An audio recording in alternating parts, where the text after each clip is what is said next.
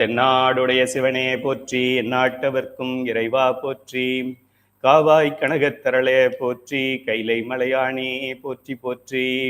எல்லாம் வல்ல கைலை மலையானின் திருவருளால் அமைய பெற்றுள்ள இந்த கைலை அறக்கட்டளையிலே இன்று 13 குழுவிலே 13,000 உறுப்பினர்கள் இருந்து 60,000 சான்றிதழ்கள் வழங்கப்பட்டு இன்று கூட 1000 சான்றிதழ் வழங்கியிருக்கிறோம். ஒரே நாளில் 1000 சான்றிதழ் வழங்கியிருக்கிறோம். இன்று திருமறை பாராயணத்திற்கு 1000 சான்றிதழ்கள் ஒரு நாளில். அப்படி நாளொரு மேனியும் பொழுதொரு வண்ணமும் என்று சொல்வார்கள். அதுபோல இந்த அறக்கட்டளை தினந்தோறும் வளர்ந்து கொண்டே இருக்கின்றது. பல்வேறு திட்டங்கள், இந்த வாரத்தில் 2 புது திட்டங்கள், இன்னும் ஒரு 200 திட்டங்கள் இருக்கின்றன. இவையெல்லாம் இந்த ஆசிரியர் பெருமக்களின் பேருதவியாலும் அவர்களுடைய தியாகத்தாலும் அவருடைய கடின உழைப்பாலும் அவர்கள் எனக்கு கொடுக்கின்ற ஆதரவாலும் தான் இந்த கைலை அறக்கட்டளை நடந்து கொண்டிருக்கின்றது. அதே நேரத்தில் 2 கை தட்டினால்தான் சத்தம் வரும் என்பது போல வெறும் ஐயாவும் ஆசிரியரும் இருந்தால் மட்டும் அறக்கட்டளை நடத்த முடியாதுன்னு தெரியும். அற்புதமான மாணவர்கள், இது போன்ற ஒரு மாணவர்கள் வேற யாராவது ஒரு ஆசிரியருக்கு கிடைச்சிருந்தா இன்னும் எங்கேயோ போயிருந்திருக்கலாம். அப்படி ஒரு அற்புதமான மாணவர்கள், அற்புதமான ஆசிரியர்கள், அற்புதமான அறக்கட்டளை எல்லாமே சிறப்பாக நடந்து கொண்டிருக்கின்றது. இந்த பஞ்சபுராணம் 50,000 என்பதை நாம் அடைந்தால்தான் நமக்கு ஒரு செல்ஃப் ரெஸ்பெக்ட் என்று சொல்வார்கள். நமக்குன்னு ஒரு சுயமரியாதை இயக்கம், நமக்குன்னு ஒரு தன் மரியாதை இருக்கு அப்படின்னா அந்த 50,000 நாம் அடைவித்து காட்ட வேண்டும். ஏனென்றால் இந்த 50,000 அரசாங்கம் கொடுத்த இலக்கு அல்ல, ஆதீனங்கள் கொடுத்த இலக்கு அல்ல, நாம் அமைத்த இலக்கு. ஆகையால் அதை நாம் விட்டுவிட முடியாது. அனைவரும் பஞ்சபுராணத்திற்கு கடினமாக உழைக்குமாறு கேட்டுக்கொள்கின்றேன். குறைந்தபட்சம் இந்த 50,000 முடிஞ்சவொன்னே இலக்கம் மாற்றிடுவோம். அட்லீஸ்ட் நம்ம ஆண்டு விழாவாவது கொண்டாடலாம் இல்லையா? அதனால ஆண்டு விழாவுக்காகவாவது 50,000 விரைவில் செய்யுமாறு கேட்டுக்கொள்கின்றேன். சரி, நம்ம பாடத்துக்கு நேராக போவோம். இந்த நூலில் 204 கேள்விகளை அமைத்து, கேள்விக்கு பதிலை அமைத்து இந்த ஆசிரியர் நம் ஆன்மா உய்வதற்காக மிகப்பெரிய உதவி செய்திருக்கின்றார்கள் ஆனந்தராசன் ஐயா. பல நூல்கள் இருந்தாலும் ஆனந்தராசன் ஐயாவுடைய நூல் மிகவும் எளிமையாக இருக்கும் என்று மற்றவர்கள் சொல்லியிருக்கிறார்கள். நான் சில நூல்களை படித்த பிறகு நானும் உணர்ந்து கொண்டேன். ஆக நீங்கள் ஏதாவது ஒரு நூல் வாங்க வேண்டும். சிவஞான சித்தியார் யாரோட உரை வாங்கலாம், சிவஞான போதத்துக்கு யாரோட உரை வாங்கலாம்ங்கிற ஒரு நிலையில் நீங்கள் இருந்தீங்கன்னா ஐயாவோட உரையை வாங்குறது தான் பெஸ்ட். இது என்னுடைய அட்வைஸ். நீங்கள் பெரிய ஐயா கோடீஸ்வரன் இருக்காங்க, அதுபோல் ஒரு முதிர்ந்த சைவ சித்தாந்த பேராசிரியராக நீங்கள் இருந்தாக்க நீங்கள் மாபாடியம் வாங்கி படிக்கலாம். மாபாடியம் இல்லை என்றால் ஐயாவுடைய உரையை படிப்பது நமக்கு எளிமையாக விளங்கும். அந்த அளவிலே நாம் பாடத்திற்குள் செல்வோம். இன்று 17வது கேள்வியிலிருந்து நாம் ஆரம்பிக்கின்றோம். முப்பொருள்களும் சமமாகா அப்படிங்கிற ஒரு தலைப்பு. 3 பொருள்கள் அனாதி பொருள்கள் என்று படித்திருக்கின்றோம். பதி, பசு, பாசம். 3ம் அனாதி என்பதால் மற்றவையெல்லாம் சமம் என்று சொல்லிவிட முடியாது அப்படிங்கிறது தான் இந்த கேள்வி பதிலோட நோக்கமாக இருக்கும். இது நம்ம சைவ சித்தாந்த சுடரில் பல உதாரணங்களோடு இதை விளக்கி இருக்கிறோம். எஜமான், நாய், கல், அப்படி ஒரு உதாரணத்தை கொடுத்துருக்குறோம். ஒன்றிலிருந்து ஒன்று தோன்றவில்லை என்பதற்காக. இதுக்கு நேரடியாக நம்ம ஒரு பள்ளியிலே தலைமை ஆசிரியர்கள், மாணவர்கள் 9 மணிக்கு பள்ளிக்கூடம் ஆரம்பிக்குதுங்கிறதுனால எல்லாரும் ஒரே அறிவு உடையவர்கள்னு சொல்லிட முடியாது. அது என்னவோ மொட்டை வேற முழங்கால் வேற அப்படிங்கிற மாதிரி அனாதியில 3ம் இருந்தது அப்படிங்கிறதுனால 3ம் ஒரே மாதிரியான பொருள்கள் அல்ல என்பதை ஆசிரியர் இங்கே விளக்கப் போகிறார். இப்போ மாணவர் கேள்வி கேட்கிறார். கடவுள் உள்ள அன்றே உயிர்களும் பாசங்களும் உள்ளன எனின், அதாவது பதி, பசு, பாசம் என பகர் 3ல் பதியினை போல் பசுபாசம் அனாதி என்று திருமூலர் சொல்லியிருக்கிறார். அப்படி எனின் 3 பொருள்களும் தம்முள் சமமாகி விடாதா? அவ்வாறாயின் கடவுளுக்கு என்ன சிறப்பு இருக்கிறது? இப்போ நானே சொல்றேன், பல வகுப்புகளில் நமக்கும் வயது என்று ஒன்று இருந்தால் அது சிவபெருமானுக்கும் நமக்கும் ஒரே வயசு தான். அவர் நம்ம பேட்ச்மேட் தான். அவர் நம்மளை விட சீனியரும் கிடையாது, ஜூனியரும் கிடையாது. சிவபெருமானுக்கும் நமக்கும் ஒரே வயசா? என்ன ஐயா லூசா அப்படிங்கிற மாதிரி உங்களுக்கு தோணும். சிவபெருமான் யாரு, கைலை துரைசாமி யாரு, 2 பேருக்கும் ஒரே வயசுன்னு சொல்லி மாணவர்களை தவறான வழியில சொல்லித்தர்றாருன்னு சொல்லிடுவாங்க. உண்மை அதுதான். வயது என்று ஒன்று இருந்தால் அவருக்கும் நமக்கும் சம வயதாகத்தான் இருக்க முடியும். அப்ப என்ன ஆகுது, எனக்கும் அவருக்கும் சமமான வயது, அவர் இருக்கும்போதே நானும் இருந்திருக்கேன் அப்படின்னு சொன்ன உடனேயே நம்மளை போல சிவத்தையும் இறக்கிடுறோம் கீழே. நம்ம லெவலுக்கு அவரை இறக்கி பார்த்துறோம். அதான் மாணவருடைய வருத்தமா இருக்கு. 3 பொருள்களும் தம்முள் சமமாகி விடாதா? உயிரோட நம்ம சிவத்தை இறக்கி பார்த்தா கூட பரவாயில்ல, 2 அறிவு பொருள். இந்த ஜடப்பொருள் மலங்கள் இருக்கே, அதுவும் என்ன பண்ணும், போட்டிக்கு வந்துட்டு நாங்களும் அனாதி தானே, இப்போ சிவன் இருந்தப்ப நாங்க இருந்தோம் தானே, அப்ப சிவனும் நாங்களும் ஒன்று தானேன்னு கேட்டுச்சுனாக்க நம்ம தூக்கு மாட்டிக்க வேண்டியதான். அப்படி ஒரு கேள்வியை மாணவர் கேட்கிறார். 3 பொருள்களும் தம்முள் சமமாகி விடாதா? அவ்வாறாயின் கடவுளுக்கு என்ன சிறப்பு இருக்கிறது? ஒரு நாள் அல்லது ஒரு நிமிஷம், ஒரு செகண்டாவது கடவுள் ஃபர்ஸ்ட் தோன்றினாரு, அதுக்கப்புறம் இது ரெண்டும் தோன்றுச்சுன்னு சொல்லியிருந்திருக்கலாம்ல. ஃபர்ஸ்ட் ஆக்சுவலா தேதி வைஸ் பார்த்தா ஒண்ணுதான், நாள் ஒண்ணுதான், அந்த நேரம் ஒண்ணுதான். 8 மணிக்கு தான் இவர் 8க்கு வந்தாரு. அவர் 8 ஒரு செகண்டுக்கு உயிர்கள் வந்தது, 8:02க்கு பாசம் வந்துச்சு. அப்படி சொன்னா கூட பரவாயில்லையே, 3 ஒன்னா இருக்கு அப்படின்னு சொல்லிட்டாங்க. பாசமும் ஒன்னா இருக்கு, சிவனும் ஒன்னா இருக்கு அப்படின்னா பாசமும் சிவனும் ஒன்னா அப்படிங்கிற கேள்வி பகுத்தறிவாளன் கேட்பான். அதுதான் இந்த முட்டாள் மாணவர் கேட்கிறார். என்றும் இருக்கின்றன என்பதனாலேயே அந்த எல்லா பொருள்களும் சமமான நிலையை உடையன ஆகிவிடுமா? அவைகளுக்குள் அதன் தன்மையில் ஏற்ற தாழ்வுகள் இருக்கவே செய்கின்றன. டிஃபரன்ஸ் இருக்கு, ஒண்ணுக்கு ஒன்று டிஃபரன்ஸ் இருக்கு. பார்க்குறோம், ட்வின்ஸ்ன்னு சொல்றோம். ட்வின்ஸ், ஒரு அம்மாவுக்கு குழந்தை, 2 குழந்தைங்க பிறக்கிறாங்க. ஒரே நாளில் ஒரே நேரத்தில் தான் பிரசவம் ஆகுது. ஆனால் 2 பேரும் ஒன்றா இருப்பாங்களா? ஒரே அப்பா அம்மா, ஒரே அம்மா, ஒரே நாள் டெலிவரி, ஒரு பிரசவத்தில் 2 குழந்தைங்க பிறக்குது. 2 ஒன்றா இருக்க முடியுமா? வேற வேறையா இருக்குது. அதுபோல் ஒரே நேரத்தில் இருந்ததுன்னு நம்ம சொல்றதுனால ஏற்றத்தாழ்வுகள் இல்லாமல் இருக்காது, இருக்கத்தான் செய்யும். பாசத்திற்கு அறிவே இல்லை, பசுக்களுக்கு சிற்றறிவு உண்டு, பதியாகிய கடவுளோ பேராற்றலை உடைய பொருள். சிவபெருமான் = பேராற்றல், பேரறிவு. இது 2 தவிர மற்றதெல்லாம் எக்ஸ்ட்ரா ஃபிட்டிங். முதல்ல ஒரு வெஹிக்கிள் ஏதாவது வாங்கினோன்னா ஃபர்ஸ்ட் பேசிக் ஃபிட்டிங் வச்சிருப்பாங்க. ஒரு 2 வீலர் வாங்கினீங்கன்னா ஒரு இதான் 2 வீலர் அப்படின்னு சொல்லி ஒரு ரேட் சொல்லுவாங்க. அப்புறமா நீங்கள் மிரர் தனியாக வைக்கணுமா, சீட்டுக்கு கவர் போடணுமா, அதெல்லாம் எக்ஸ்ட்ரா ஃபிட்டிங். இந்த சிவபெருமான் யாரு அப்படின்னா, அறிவுல ஒரு பெரிய அறிவு என்னவோ, முழு அறிவு என்னவோ, அதுக்கு மேல அறிவே இல்லை என்கின்ற அறிவு நிலை எதுவோ அது சிவம்.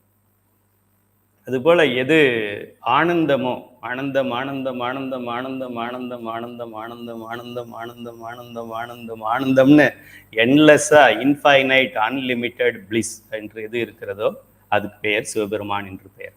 சிவபெருமான்னு நம்ம உருவத்தை பார்க்கக்கூடாது, தோடுடைய செவியன் மட்டும் பார்க்கக்கூடாது. அந்த அன்பு பரவி கிடக்குது இல்லையா, அந்த அன்புக்கு பேரு சிவபெருமான் பேர். அந்த அறிவு நிறைந்து இருக்குது இல்லையா, அதுக்கு பேரு சிவபெருமான் பேர். ஒரு மாமரத்துல பூ பூக்குது, அதுக்கு பூ பூக்கணும்னு யார் சொல்லி கொடுத்தா? ஒரு குரங்கு குட்டி தாய் குரங்கு கிட்ட பால் குடிக்குது, இப்படித்தான் பால் குடிக்கணும்னு அதுக்கு யார் சொல்லி கொடுத்தா? ஹோல் யூனிவர்ஸ், என்டையர் திங் ஏதோ ஒரு இன்டெலிஜென்ஸ் ஆக்ட் ஆகிட்டு இருக்கு. நம்ம குழந்தை தாய் பெற்றெடுக்கிற ஹாஸ்பிட்டலில் முதல்ல தாய்ப்பால் குடிக்கும்போது அந்த குழந்தைக்கு உறிஞ்சி குடிக்கணும்னு யார் சொல்லி கொடுத்தா? எவ்வளவோ விஷயங்கள் அப்படி இருக்கு நமக்கு, அந்த இன்டெலிஜென்ஸ்ல அது நடக்கிறது. ஆக இறைவனுடைய பேராற்றலும் பேரறிவும் பேரானந்தமும் பரவி இருக்கிறதுனால தான் இதெல்லாம் ஒரு நிலை பொருளாக இயங்கி கொண்டிருக்கிறது. அதனால இந்த வித்தியாசம் என்ன அப்படின்னா, இறைவன் என்பவன் முற்றறிவு உடையவன், பேரறிவு உடையவன். உயிர்கள் என்பது சிற்றறிவு உடையது. இந்த பாசம் அல்லது மலம் என்று சொல்லக்கூடியதெல்லாம் அறிவற்ற பொருள்கள். மற்றவை எல்லா பொருள்களையும் தன் இச்சை வழியே இயக்குகிற பொருள் கடவுட்பொருளே. எப்பொருட்கும் மேலாய் இருந்து நடத்துவது. இப்போ ஆசிரியர் தானே மாணவர்களுக்கு பாடம் நடத்த முடியும், மாணவர்கள் ஆசிரியருக்கு பாடம் நடத்த முடியுமா? ஏன் நடத்த முடியாது? ஸ்கூல்ல எல்லாம் போனோம்னா டீச்சர் இருக்காங்க, ஸ்டூடெண்ட்ஸ் இருக்காங்க. டீச்சர் ஸ்டூடெண்ட்டுக்கு நடத்துகிறாங்களா, ஸ்டூடெண்ட்ஸ் டீச்சருக்கு நடத்துகிறாங்களா? இந்த காலத்தில் ஸ்டூடெண்ட்ஸ் தான் டீச்சருக்கு நடத்துகிறாங்க. நியாயமாக முறையில் மேட்டிலிருந்து தான் பள்ளத்திற்கு தண்ணி வரும்னு சொல்லுவாங்க. டேங்க்ல இருந்து தான் டேப்புக்கு தண்ணி வரும், டேப்ல இருந்து டேங்குக்கு தண்ணி போகாது. அதுபோல் பேராற்றல் எங்கே இருக்கோ, பேரறிவு எங்கே இருக்கோ, அதில் இந்த பேரறிவுலேருந்து தான் சிற்றறிவுக்கு வரணும் அப்படிங்கிறது உலக இயற்கை அப்படிங்கிறத சொல்கிறார். அவ்வாறு இருக்க முப்பொருளும் அனாதி என்பதனாலேயே சமமாகிவிடும் என்றும் கடவுளுக்கு சிறப்பில்லாது போய்விடும் என்றும் கூறுவது நகைப்பையே உண்டாக்குகிறது. கேட்டாலே சிரிப்பு தான்ப்பா வருது. எப்படிப்பா இதுக்கும் அதுக்கும் முடிச்சு போடுற, நீ மொட்டைத்தலைக்கும் முழங்காலுக்கும் முடிச்சு போடுற மாதிரி இருக்கு. ஒன்னா இருந்தது கரெக்டு தான், அறிவுல வித்தியாசம் இருக்கு, தெரிஞ்சுக்க என்று ஆசிரியர் தெளிவுபடுத்துகிறார். ஆசிரியர் இதுல உதாரணம் இல்லாம நேரடியா சப்ஜெக்டை சரக்கு அப்படியே கொடுத்துட்டார். சைவ சித்தாந்தத்தோட இந்த புத்தகத்துக்கு பேர் உதாரண புத்தகம்னு பேர். இதுல எத்தனை பக்கம் இருக்கோ அத்தனை உதாரணம் இருக்கு. 100 கிராம் தான் வெயிட்டு, 100 பக்கம் தான் மொத்தம். அதுல 100 உதாரணம் இருக்கு. அதுல நம்ம உதாரணத்தோட விளக்கி இருக்கோம். ஒரு பள்ளிக்கூடத்திலே 9 மணிக்கு ஆசிரியர் பள்ளி துவங்குகிறது என்றால் தலைமை ஆசிரியர், ஆசிரியர், மாணவர்கள் இவர்களுக்கெல்லாம் அறிவு ஒரே மாதிரி இருக்காது அப்படின்னு ஒரு உதாரணத்தோட நம்ம சொல்லியிருக்கோம். சரி, அடுத்தது தோன்றியவை ஆகாங்கிற ஒரு தலைப்புல சொல்ல போறார். கடவுள் மட்டுமே என்றும் உள்ள பொருள், ஏனைய பொருள்கள் அதனின்றும் தோன்றியவை என்று கொண்டால் என்ன? ஏன் அப்படி எடுத்துக்க கூடாது? இப்ப நான் சொன்னேன் இல்லையா, ஒரு நாள் அந்த நாள் ஞாபகம் நெஞ்சிலே வந்ததேங்கிற மாதிரி அந்த நாள் ஒரு நாள் இருக்கு. அது எந்த நாள்? அதுதான் அந்த பிக் பேங் நாள். அந்த பிக் பேங் நாள்ல காலையில கரெக்டா 8 மணிக்கு சிவன் உதிச்சாரு, அப்புறமா உயிர்கள் உதிச்சுது, அப்புறமா அப்படின்னு ஏன் சொல்லக்கூடாது அப்படின்னு மாணவர் கேட்கிறார். பதி ஒன்றே என்றும் உள்ளது, ஏனையவை அதிலிருந்து தோன்றியன என்றால் பதி காரண பொருளும் ஏனையவை அதன் காரிய பொருளும் ஆகின்றன. ஒன்னுலேருந்து ஒன்று வந்தது, மாவுலேருந்து இட்லி வந்தது அப்படின்னா மாவு காரண பொருள், இட்லி காரிய பொருள் அப்படின்னு ஆயிடும். தோன்றுகின்ற காரிய பொருளிடத்தில் அதன் காரண பொருளின் தன்மையே இருக்கும். இட்லி மாவை ஊத்துனா இட்லி தான் வருமே தவிர இட்லி மாவை ஊத்துனா சப்பாத்தி வரும் அப்படின்னா எப்படி வரும்? எப்படியாவது வருமா? இட்லி மாவில் இட்லியை ஊற்றலாம், தோசையை ஊற்றலாம், அது வேற விஷயம். அது கல் எதில் ஊற்றுறோன்றதை பொறுத்து இருக்கு. ஆனால் நான் இட்லி மாவை வச்சு சப்பாத்தி போடுறேன், பூரி போடுறேன் அப்படின்னு சொன்னால் ஏற்க முடியாது. அதுபோல தோன்றுகின்ற காரிய பொருளிடத்தில் அதன் காரண பொருளின் தன்மையே இருக்கும். நீங்கள் ஏதாவது மைதா மாவை பிசைஞ்சு உருண்டை வச்சு நல்லா தேய்ச்சிருந்தீங்கன்னா அதுலேருந்து சப்பாத்தி வரும், பூரி வரும். ஆனால் இட்லி மாவு, உளுந்து மாவு, அரிசி மாவை அரைச்சி அதை புளிக்க வச்சு அதை கரண்டியில் எடுத்து ஊற்றும் போது சப்பாத்தி வராது. ஏன் அப்படின்னா சப்பாத்திக்கான காரண பொருள் இதில் இல்லை. அது அப்படின்னு சொல்கிறார் ஆசிரியர். எடுத்துக்காட்டாக அப்படின்னா எடுத்துக்காட்டாக முன்னாடி நீங்கள் எடுத்து அப்படின்னு எழுதிக்கங்க. எடுத்துக்காட்டாக மண்ணாகிய காரண பொருளிலிருந்து குடமாகிய காரிய பொருள் தோன்றும் போது மண்ணின் தன்மையே மண் குடத்திலும் இருக்கும். மண்ணை பிசைஞ்சு அதை நல்லா இது பண்ணி அந்த குயவன் ஒரு குடமா பண்ணும் பொழுது அந்த மண் குடமா தானே அது வர முடியும். இந்த மண்ணுல ஒரு குடம் பண்றாரு, அது திடீர்னு எவர் சில்வர் குடம் ஆயிடுச்சு அப்படின்னா எப்படி ஆக முடியும் அப்படின்னு கேட்கிறாரு. மண்ணோட தன்மை தானே அதுல இருக்க முடியும். பொன்னாகிய காரண பொருளிலிருந்து அணிகலனாகிய காரிய பொருள்கள் தோன்றும் பொழுது பொன்னின் தன்மையே அணிகலனிலும் இருப்பதை காணலாம்.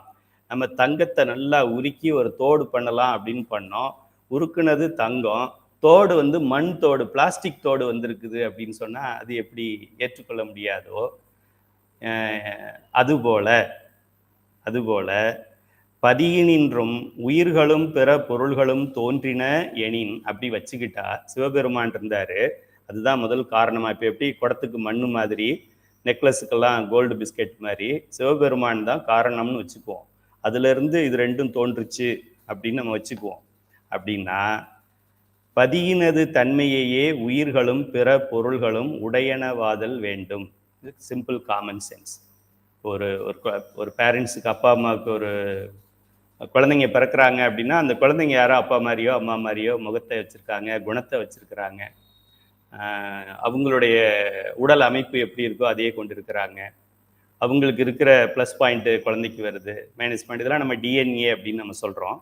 ஆக அந்த டிஎன்ஏ சிவபெருமானிலிருந்து உயிர்கள் தோன்றி இருந்தால் சிவபெருமானுடைய டிஎன்ஏ தானே நமக்கு வரணும். இது சிம்பிள் காமன் சென்ஸ். என்ன மாதிரி என் பிள்ளை இருக்கு, சிவபெருமானுக்கு பிறந்த பிள்ளைகள் அப்படின்னாக்க, உயிர்கள் எல்லாம் சிவபெருமானுக்கு பிறந்தது அப்படின்னாக்க சிவபெருமான் மாதிரி தானே இருக்கணும் நம்ம. இல்லையே, அவனுக்கு ஆணவ மலை பிடிப்பு இல்லை, நமக்கு ஆணவ மலை பிடிப்பு இருக்கு. அவனுக்கு முற்றறிவு, நமக்கு முற்றறிவு இல்லை. அவன் எல்லாவற்றையும் செய்யக்கூடியவன், நமக்கு ஒன்றும் தெரியாது, ஒன்றும் முடியாது. இப்படி வேறுபாடுகள் நிறைய இருக்கிறதுனால பதியினது தன்மையையே உயிர்களும் பிற பொருள்களும் உடையனவாதல் வேண்டும் அல்லவா. கடவுள்ல இருந்து நம்ம தோன்றினோம் அப்படின்னு சொன்னாக்க, அவ்வாறின்றி பதி பசு பாசம் என்ற 3 பொருள்களும் மாறுபட்ட வேறு வேறு தன்மைகளை உடையனவாய் இருக்கின்றன. அது நமக்கு பார்த்தாலே தெரியுது. பதி எங்கேயோ இருக்குது, பசுவாகிய நாம் இருக்கிறோம், ஒன்றும் இல்லாத ஜடப்பொருள்கள் இருக்குது. அதனால இந்த முப்பொருள்கள் எந்த ஒன்றும் மற்றொன்றிலிருந்து தோன்றியது ஆகாமல் மூன்றும் 3 தனிப்பொருளாய் உள்ளன என்று சைவ சித்தாந்தம் கொள்கிறது. ஆசிரியத்தோட உதாரணம் இல்லாமல் முடிச்சுட்டாங்க ஆனந்தராசன் ஐயா. நம்ம கைலை அறக்கட்டளையின் சைவ சித்தாந்த சுடர்ல இதுக்கு உதாரணம் கொடுத்துருக்கோம். உதாரணமாக ஒரு வீட்டில் ஒரு எஜமான் இருக்காரு, ஒரு நாய் இருக்கு, ஒரு கல் இருக்கு. இப்போ எஜமான் குட்டி போட்டு தான் அந்த நாய் வந்துச்சு அப்படின்னு நம்ம சொல்ல முடியாது. நாய் குட்டி போட்டு கல்லு வந்துச்சுன்னு சொல்ல முடியாது. கல்லு குட்டி போட்டு நாய் வந்துச்சு சொல்ல முடியாது. நாய் குட்டி போட்டு தான் எஜமான் வந்தாரு அப்படின்னு சொல்ல முடியாது. எஜமான் தான் கல்லு குட்டி போட்டார் சொல்ல முடியாது. அப்படி எப்படி இதிலிருந்து இது தோன்றியதுங்கிறது ஏற்புடையதாக இல்லையோ, இந்த உதாரணத்தை சொல்றதுக்கு உங்களுக்கு 1 மணி நேரம் யோசிச்சிருக்கேன். இதுலயே நிறைய முரண்பாடுகள் இருக்கு. இதெல்லாம் ஏகதேச உதாரணம். சும்மா அதை மட்டும் மேலோட்டமா புரிஞ்சுக்கிட்டு போயிடணும். இதுல ஆராய்ச்சி பண்ணக்கூடாது. ஐயா பதி ஓகே, பசு ஓகே, பதிக்கு எஜமான் சொல்லிட்டீங்க, பசுக்கு நாய் சொல்லிட்டீங்க. அப்புறம் பாசத்துக்கு அதுக்கு வேற எதையாவது ஒன்று சொன்னா உயிருள்ள பொருளை சொல்லக்கூடாதுன்னு சொல்லி கல்லுன்னு சொல்லியிருக்கிறோம் உங்களுக்கு. என்ன புத்திசாலி மாணவர்கள் கோடீஸ்வரன் மாதிரி வகுப்புல கேள்வி கேட்பாங்கங்கிறதுனால பயந்துக்கிட்டு அதுக்கு ஒரு ஜட பொருளா சொல்லணுமே, வேற என்ன சொல்றதுன்னு சொல்லி ஒரு கல் அப்படின்னு சொல்லி போட்டிருக்கோம்.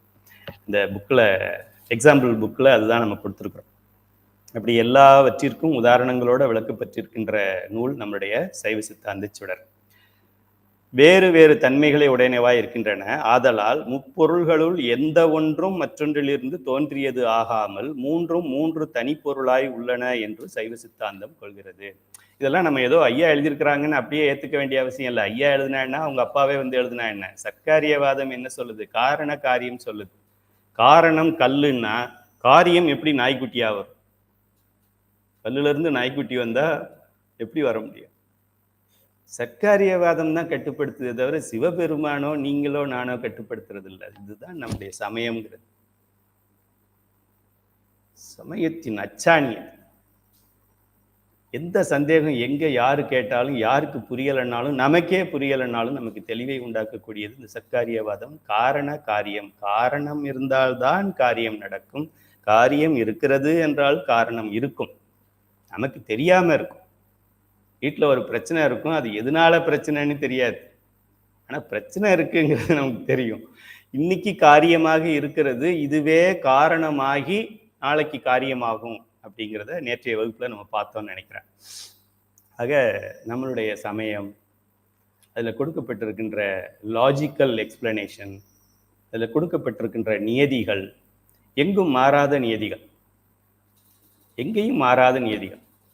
சிவபெருமானா இருக்கட்டும், பார்வதியா இருக்கட்டும், முருகனா இருக்கட்டும், விநாயகரா இருக்கட்டும், சர்க்காரியவாதத்தை மீறி நடந்த நறுக்கிடுவோம். நான்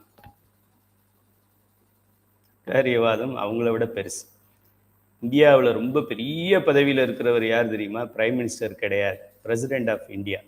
பிரசிடென்ட் ஆஃப் இந்தியாவுக்கு வேலை கொடுக்கறது, பிரசிடென்ட் ஆஃப் இந்தியாவை உட்காரு, stand up, sit down, turn left, turn ரைட்னு சொல்றது எதுன்னு தெரியுமா? கான்ஸ்டிடியூஷன் ஆஃப் இந்தியான்னு பேர். இந்திய அரசியலமைப்பு சட்டம். அது மீறி ஒரு ஒரு ஒரு இன்ச்சு கூட பிரசிடென்ட் ஆஃப் இந்தியா நடக்க முடியாது. இன்னைக்கு உதவி ஜனாதிபதிக்கு அவங்க பதவி பிரமாணம் பண்ணி வைக்கிறாங்கன்னு நினைக்கிறேன், சிபி ராதாகிருஷ்ணன் ஐயாவுக்கு, தமிழ்நாட்டை சேர்ந்தவர்.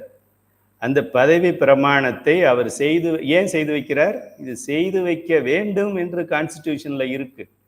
இந்த அம்மா போய் இன்னொரு அம்மா வந்தாலும் அப்படித்தான் செய்யணும். இல்லை அமித்ஷா பண்ணி வைப்பாரு அப்படி இல்லை. அதெல்லாம் உங்க வீட்டோட வச்சுக்கணும், உங்க கட்சிக்குள்ள வச்சுக்கணும். கான்ஸ்டிடியூஷன் என்ன சொல்லுது அதுதான் ஃபைனல்.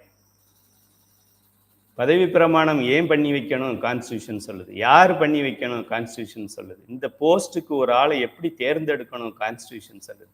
இப்போ நம்மளுடைய ஜனாதிபதி யாராக இருக்க வேண்டும்? கான்ஸ்டிடியூஷன் சொல்லுது. ஜனாதிபதிக்கு பதவி காலம் என்ன? கான்ஸ்டிடியூஷன் சொல்லுது.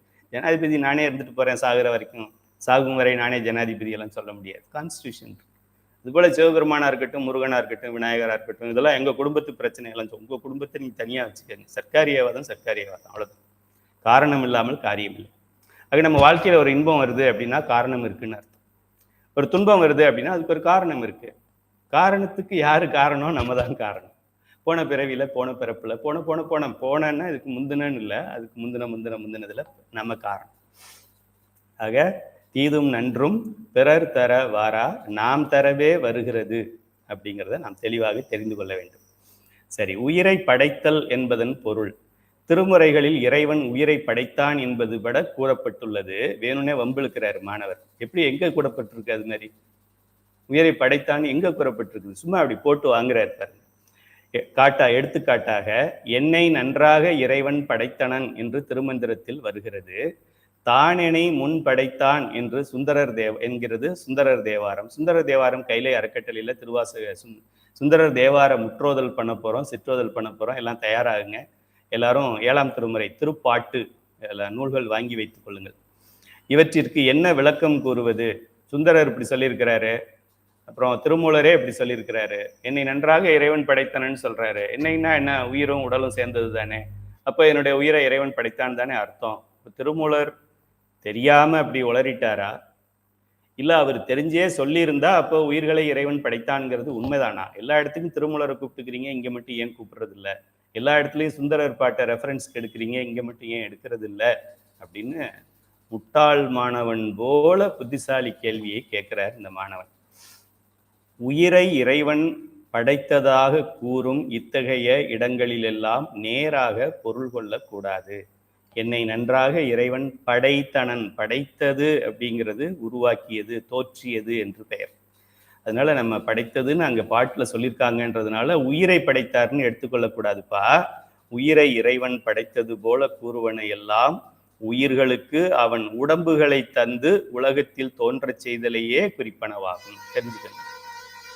நேற்றைய வகுப்புல யாரோ ஒரு மாணவர் கேட்டிருந்தாரு, ஆணவமலம் உயிரை மறைத்திருக்குதுன்னு சொல்றீங்க, கொஸ்டின்ல உயிரின் அறிவை மறைத்திருக்குது அப்படின்னு கொடுத்துருக்குது, எது கரெக்டு அப்படின்னா மேலோட்டமா சொல்லும்போது அப்படித்தான் சொல்லுவோம். இப்போ நான் மலேசியா போகிறேன், ஐயா நீங்கள் எங்கேருந்து வர்றீங்க அப்படின்னு கேட்டால் தமிழ்நாட்டிலேருந்து வரேன் சார், இந்தியாவிலேருந்து வரேன் சார். இந்தியாவில் எங்கே? தமிழ்நாடு. தமிழ்நாட்டில் அந்த எங்கே இருக்குது உங்கள் ஊர்? தஞ்சாவூர் சார். நான் தஞ்சாவூர்லையா இருக்கேன். சும்மா சொல்லுவேன் தஞ்சாவூர், ஏன்னா அவங்களுக்கு அதுதான் ஓரளவு தெரியும்.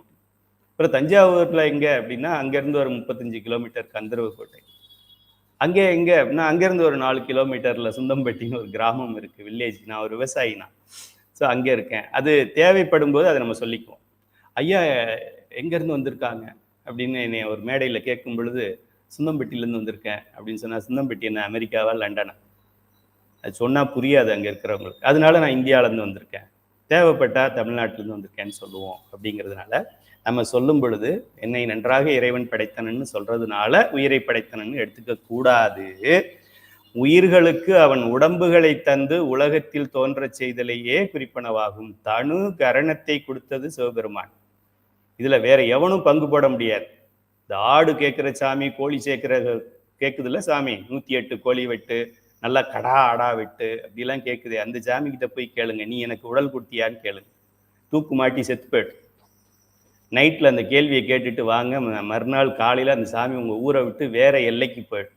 முட்டாள்கள் இருக்கிற ஊருக்கு போய் சேர்ந்து. ஏன்? அதுக்கு நமக்கு உடலை கொடுக்க முடியாது. அதுக்கு தனுனா என்னன்னு தெரியாது, காரணம்னா என்னன்னு தெரியாது. சிவபெருமான் கொடுத்தாதான் அது ஆடும், இல்லைன்னா ஆடாது. அதுக்கு முன்னாடி ஓ ஆத்தா ஆத்தா டண்டனக்கிற டண்டனக்கிற டண்டனக்கிற டண்டன், ஓ கோழி எங்க, ரத்தம் எங்க? நீ ஒரு உயிரை படிச்சுட்டு நீயே ரத்தம் கேட்பியா? எவ்வளோ ஒரு முட்டாள்களா நம்ம இருக்கிறோம். இப்படி இருக்கிறதுனால தான் நம்ம அரசியல்வாதிகள் நம்மளை இன்னும் மிதிச்சு முட்டாளாக்கி கொண்டிருக்கிறார். ஆக உயிர்களுக்கு உடம்பை படைத்தான், உடம்பை கொடுத்தான். சைவ சித்தாந்த சுடர்ல தெளிவாக இதை எழுதியிருக்கிறோம். அந்த கேள்வியை கேட்டே எழுதியிருக்கிறோம். கடவுள் உயிர்களை படைத்தாரா அப்படின்னு ஒரு கேள்வியை கேட்டு, இல்லை, உயிரை படைக்கவில்லை, உடலை கொடுத்தார். உடலையும் எப்படி கொடுத்தார்? என்னுடைய வினைகளுக்கு ஏற்ப கொடுப்பார். சில பேர் பௌர்ணமி மாதிரி இருக்கீங்க, நான் அமாவாசை மாதிரி இருக்கேன். ஏன் இப்படி கொடுத்தாரு? நான் ஏதோ பாவம் பண்ணியிருக்கிறேன் பல பிறவிகள்ல, அதனால எனக்கு தோல் கருப்பா இருக்கு. என்னுடைய வினைகளுக்கு ஏற்றாற்போல் கொடுப்பார். சிவபெருமான் என்ன முட்டாளா? ஒருத்தருக்கு மட்டும் நல்லா பண்ணிட்டு ஒருத்தருக்கு மோசமா பண்றதுக்கு. சரி, ஒருத்தர் அழகா இருக்காங்க, நான் அழகா இல்லை, என்ன இருக்கும்? இந்த காரியத்துக்கு என்ன காரணம் அப்படின்னு தேடுறது சர்க்காரியவான். ஏதோ ஒரு காரணம் இல்லாமல் இந்த காரியம் நடக்காது. இதுதான் நம்மளுடைய சமயத்தின் ஆணிவேர், அச்சாணி.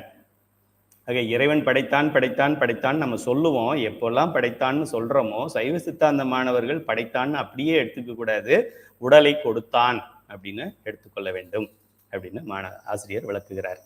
ஸோ இந்த அளவிலே நம்மளுடைய முதல் அழகு முடிந்து விட்டது. ஒரு பார்ட் முடிச்சிட்டோம். 2.5 வகுப்புல ஒரு பார்ட் முடிஞ்சிருக்கு. தோற்றுவாய் என்று சொல்லக்கூடிய அறிமுகத்தை நாம் தெரிந்து கொண்டோம். இந்த அறிமுகத்தில் என்னென்ன பார்த்துருக்கோம்?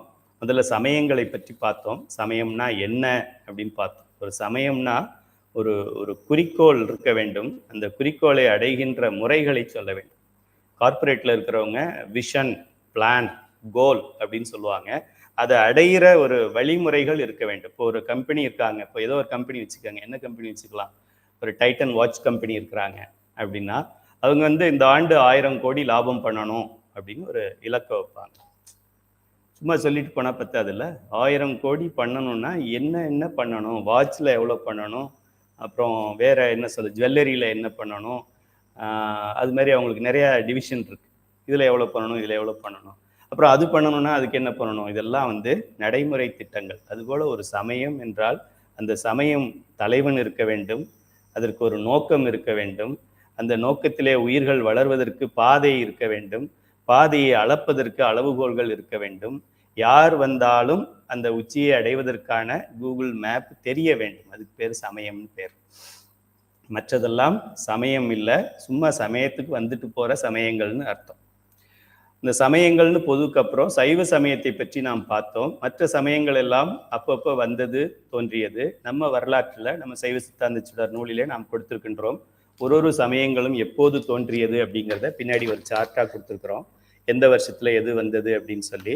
இது சார்ட் படி ரொம்ப ஓல்டஸ்ட் நமக்கு ஹிஸ்ட்ரியில் நமக்கு கிடைச்சிருக்கிற எவிடன்ஸ் யூத மதம் அப்படிங்கிறது ஜீசஸ் கிரைஸ்ட் வர்றதுக்கு முன்னாடியே 1200 இயர்ஸ்க்கு முன்னாடி அந்த மதம் இருந்ததாக நமக்கு கிடைச்சிருக்கு. அப்போது ஜீசஸ் கிரைஸ்ட் 2025 தானே கிறிஸ்து பிறந்து வந்தது. ஸோ இதில் ஒரு 2025, அந்த பக்கம் ஒரு 1200, அப்போ 3225 வருஷத்துக்கு முன்னாடி அந்த யூத மதம் இருந்திருக்கு. அதுக்கு முன்னாடி மதங்கள் இருந்ததா இல்லையான்னா, நம்முடைய மதம், நம்முடைய சமயம், சைவ சமயம், சிவபெருமான் அவங்கள வழிபாடு செய்கிறது மட்டும்தான் அப்போ இருந்திருக்கு அப்படிங்கிறத பார்த்தோம். அப்புறம் சைவ சித்தாந்தம்னா என்னன்னு பார்த்தோம். சமயம்னா என்ன, சைவ சமயம்னா என்ன, சைவ சித்தாந்தம்னா என்ன. சைவம்னா சாப்பாட்டு சைவம் இல்லை, சைவம்னா சிவ சித்தாந்தம். எழுதிக்கங்க. சைவ சித்தாந்தம் = சிவ சித்தாந்தம். சிவனை பற்றி சொல்லு. சைவம் = சிவன், சிவன் = மங்களம். அப்போ ஆட்டுறான், உடைக்கிறான், கூத்தாடுறான், போட்டு பார்க்குறான், கொலை பண்ணுறான், அழிக்கிறான் அப்படின்னு சொல்றதெல்லாம் தவறுன்னு தெரிஞ்சுக்கிட்டோம். அப்புறம் நமக்கு 2 கண்களாக சாத்திரமும் தோத்திரங்களையும் இறைவன் அருளி இருக்கின்றான். சாத்திரமும் தோத்திரமும் ஆனார்தாமே என்று அப்பர் பெருமான் சொல்லியிருக்கிறார். இன்னைக்கு தான் எனக்கு ஒரு புதுசாக யாரோ ஒரு அறிவு கண்ணை திறந்தார்கள். ரெண்டும் ஒரே பொருளைத்தான் நோக்கும். ரெண்டு கண்ணாலையும் நம்ம பார்க்கக்கூடிய பொருள் ஒரே பொருளாகத்தான் இருக்கும். நம்ம இப்படி பார்க்குறோம் அப்படின்னா இந்த கண்ணு இதை பார்க்குது, இந்த கண்ணு இதை பார்க்குதுன்னு சொல்ல முடியுமா? கண்ணு தனித்தனியாக இருந்தாலும் பார்க்கின்ற பொருள் ஒன்னாத்தான் பார்க்குது. அதுபோல நீங்க தோத்திரம் தோத்திரம் தோத்திரம்னு சொன்னாலும், சாத்திரம் சாத்திரம் சாத்திரம்னாலும் இரண்டும் இறைவனுடைய திருவடியை நோக்கியே இருக்கிறது. அதனால நம்ம யாரும் சிவனடியார்னு சொல்லிட்டு இது ரெண்டுக்குள்ள கட்சி பிரித்து ஆர்கியூமெண்ட் பண்ணிக்கிட்டு தனித்தனி குழுவாக செயல்படக்கூடாது அப்படிங்கிறத. Very good Surya Vaitheeswaran. Surya, very nice, இந்த வெரி ஸ்மார்ட். அப்படி நம்ம பிரிவுபடுத்தக்கூடாது. சில பேர் என்ன சொல்லுவாங்க, நான் உளவாரம் பண்ணா போரும்பா, சைவ சித்தாந்தம்லாம் தேவையில்லை. என்ன இவர் நம்ம அப்பர் என்ன சைவ சித்தாந்த கிளாஸ்க்கா போனார்? இந்த கிளாஸுக்கு போனார். அவர் எங்கே போட்டிருக்குது அவர் சைவ சித்தாந்த கிளாஸ் போனார்? நீ எவிடன்ஸ் காட்டு, திருமுறையில் எங்கேயாவது போட்டிருக்குதா? எவ்வளோ பெரிய ஒரு முட்டாள்தனமான ஒரு கேள்வி பாருங்க. நம்ம சமயத்தை இந்த பகுத்தறிவாளர்கள்லாம் நம்மளை முட்டாள் ஆக்குறான் அப்படின்னா நமக்குள்ளேயே சில முட்டாள்கள் பேசிக்கிட்டு இருக்கிறதுனால. அவங்க பேசாமல் இருந்தாங்கன்னா பிரச்சனை இல்லை. அப்பர் என்ன சைவ சித்தாந்தமா படிச்சார்? அப்பர் சைவ சித்தாந்தம் படிச்சாரா இல்லையான்னு நீ ஒரு குப்பர், உனக்கு எப்படிடா தெரியும்? உனக்கு என்னடா தெரியும்? உனக்கு செவத்துக்கு அப்புறம் என்ன இருக்குன்னு தெரியாது. அப்பர் முன்னாடி படிச்சாரா இல்லையான்னு நீ, உனக்கு என்ன அருகதை இருக்கு இந்த ஸ்டேட்மெண்ட்டை சொல்றது? அப்பர் படிச்சாரா? சுந்தரர் என்ன யோகாசனமா பண்ணாரு? பாபா ராம்ஜி என்ன பண்ணியிருக்காரு? சுந்தரர் பண்ணியிருக்காரு. சுந்தரர் உங்க வீட்டுக்கு முன்னாடி நின்று பண்ணுவாரா? இது நம்ம குருநாதர்னு சொல்லிக்கிட்டு பேச்சாளர், சொற்பொழிவாளர்னு சொல்லிக்கிட்டு இருக்கிறதையும் கெடுத்துக்கிட்டு இருக்கிற பேச்சாளர்கள். அப்படிலாம் இல்லை. தொத்திரமும் சாத்திரமும் ஆனார்தாமே அப்படிங்கிறதான் நம்மளுடைய வேதம். தோத்திரங்களுடைய எல்லையாக சாத்திரத்தை சொல்றாங்க. சாத்திரங்களை பெற்று எல்லாம் முடித்த பின்னாடி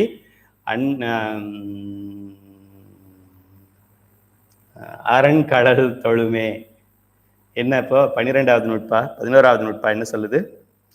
இடையறா அன்பின் அரண்கழல் தொழுமே. மறவாத அன்பின் பேர்.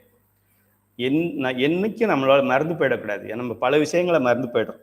போன வருஷம் நடந்ததை மறந்து போயிடுறோம், போன வாரம் நடந்ததை மறந்து போயிடுறோம், நேற்று எங்கே கீ வச்சோன்னு மறந்து போயிடுறோம்.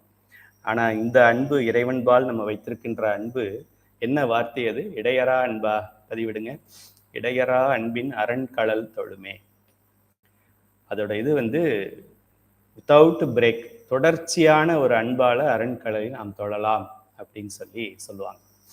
ஸோ அப்படிலாம் நம்ம பார்த்தோம். அப்புறமா முப்பொருள்களை பற்றி பார்த்தோம், சரியைகிரியை பற்றி பார்த்தோம், திருமுறைகளில் முப்பொருள்கள் எப்படி சொல்லப்பட்டிருக்குன்னு பார்த்தோம். இன்னைக்கு நம்ம பார்த்தது இந்த 3 பொருள்களும் அனாதியிலே தோன்றி இருந்தாலும் ஒரே சமமான அறிவை பெறவில்லை அப்படின்னு பார்த்தோம். அப்புறம் இதெல்லாம் தோன்றிய பொருள் அல்ல அப்படிங்கிறத பார்த்தோம். அப்புறம் உயிரை படைத்தார்னு சொல்றாங்களே அப்படின்னா, உயிரை இறைவன் படைத்தாரா அப்படின்னா இல்லை. ஏன் இல்லைன்னு சொல்றோம்? கைலே ஐயா சொன்னாரு, ஆனந்தராசன் சொன்னாரு, அதனால நம்ம இல்லைன்னு சொல்றோம். அப்படி எதையும் ஏத்துக்காதீங்க. சைவ சித்தாந்த வகுப்புக்கு வந்துட்டீங்கன்னா ஆசிரியர் சொன்னாருங்கிறதே நீங்க ஏத்துக்க கூடாது. சர்க்காரியவாதம் என்ன சொல்லுது அதைத்தான் நீங்க ஏத்துக்கணும். ஆசிரியர் சொல்றாரு இறைவன்ல இருந்து உயிர்கள் வரலன்னா அயரா அன்பின். யார் அது? செல்வரதி, செல்வா. எனக்கு ஒரு உதவியாளர்னா செல்வா தான். அயரா அன்பு, அயரா அன்பு. சும்மா அப்பப்போ ஞாயிற்றுக்கிழமை அன்பு, புரட்டாசி மாதம் சனிக்கிழமை அன்பு, ஆவணி மாதம் ஞாயிற்றுக்கிழமை அன்பு, ஆடி மாதம் வெள்ளிக்கிழமை அன்பு, அப்படி இல்லை. அயரா அன்பின் அரண்கழல் தொழுமே. அப்போ அன்பின்ல தான் முடியுது. சூத்திரங்கள் 1, 2, 3, 4 பதி இருக்கார், பசு இருக்கு, பாசம் இருக்கு, அதோட இலக்கணம் இருக்கு, அப்புறமா அது இருக்கு, இது இருக்கு. மெய்கண்டார் பரஞ்சோதியார் அருள்ந்த சிவாச்சாரியார் மறைஞான சம்பந்தர் உமாபதி சிவம் எதையோ சொல்லி பெரிய பெரிய புத்தகமா போட்டு மாபாடியும் போட்டு கடைசியா என்ன சொல்றாங்க? அன்பின், அயரா அன்பின் அரண்கழல் தொழுமே. அயரா அன்புதான் அரண்கழலுக்கு நம்மை கூட்டி செல்லும். அன்பு எப்படி வர்றது? ஐ லவ் யூ எப்படி வரும்? திருமுறைகளை படித்தா மட்டும்தான் வரும். ஆக தோத்திரங்கள் தான் நமக்கு அன்பை தரப்போகிறது. அறிவுபூர்வமாக இங்கே கொஞ்சம் விளங்கிக் கொள்கிறோமே தவிர தோத்திரங்கள் இல்லாமல் நம்ம அன்பை பெற முடியாது. இந்த வகுப்பை நீங்கள் அட்டன் பண்ணதுனால உங்களுக்கு அன்பு வருமா? அறிவு தான் வரும், அன்பு வராது. அங்கே மாணிக்கவாசகர் பாடும்பொழுது நமக்கு அன்பு வரும். தந்தது உந்தன்னை, கொண்டது என் தன்னை சங்கரா, ஆர்கொலோ சதுரர், அந்தமொன்றில்லா ஆனந்தம் பெற்றேன், யாது நீ பெற்றதொன்று என்பால், சிந்தையே கோயில் கொண்ட திருப்பெருந்துறை உரை சிவனே, எந்தையே ஈசா என் உடலிடம் கொண்டா, யான் இதற்கிழனோர் கைமாறேன். அன்பு வருதா? அன்பு பீரிச்சு வரும் வெளியில். பைப்பு திடீர்னு பிச்சுக்கிட்டா எப்படி தண்ணி வெளியில வருதோ அப்படி வரும். திருமுறைகளை பாடினால்தான் வரும். சைவ சித்தாந்த நூலை படித்ததுனால அன்பு வரணுங்கிறத தெரிந்து கொள்கிறோமே தவிர அன்பு வரணும் அப்படின்னா அங்கேருந்து தான் வரும். அப்படி பாடத்தை மிக அருமையாக அமைத்து அடுத்ததாக நம்ம கடவுளுக்குள்ள போகிறோம்.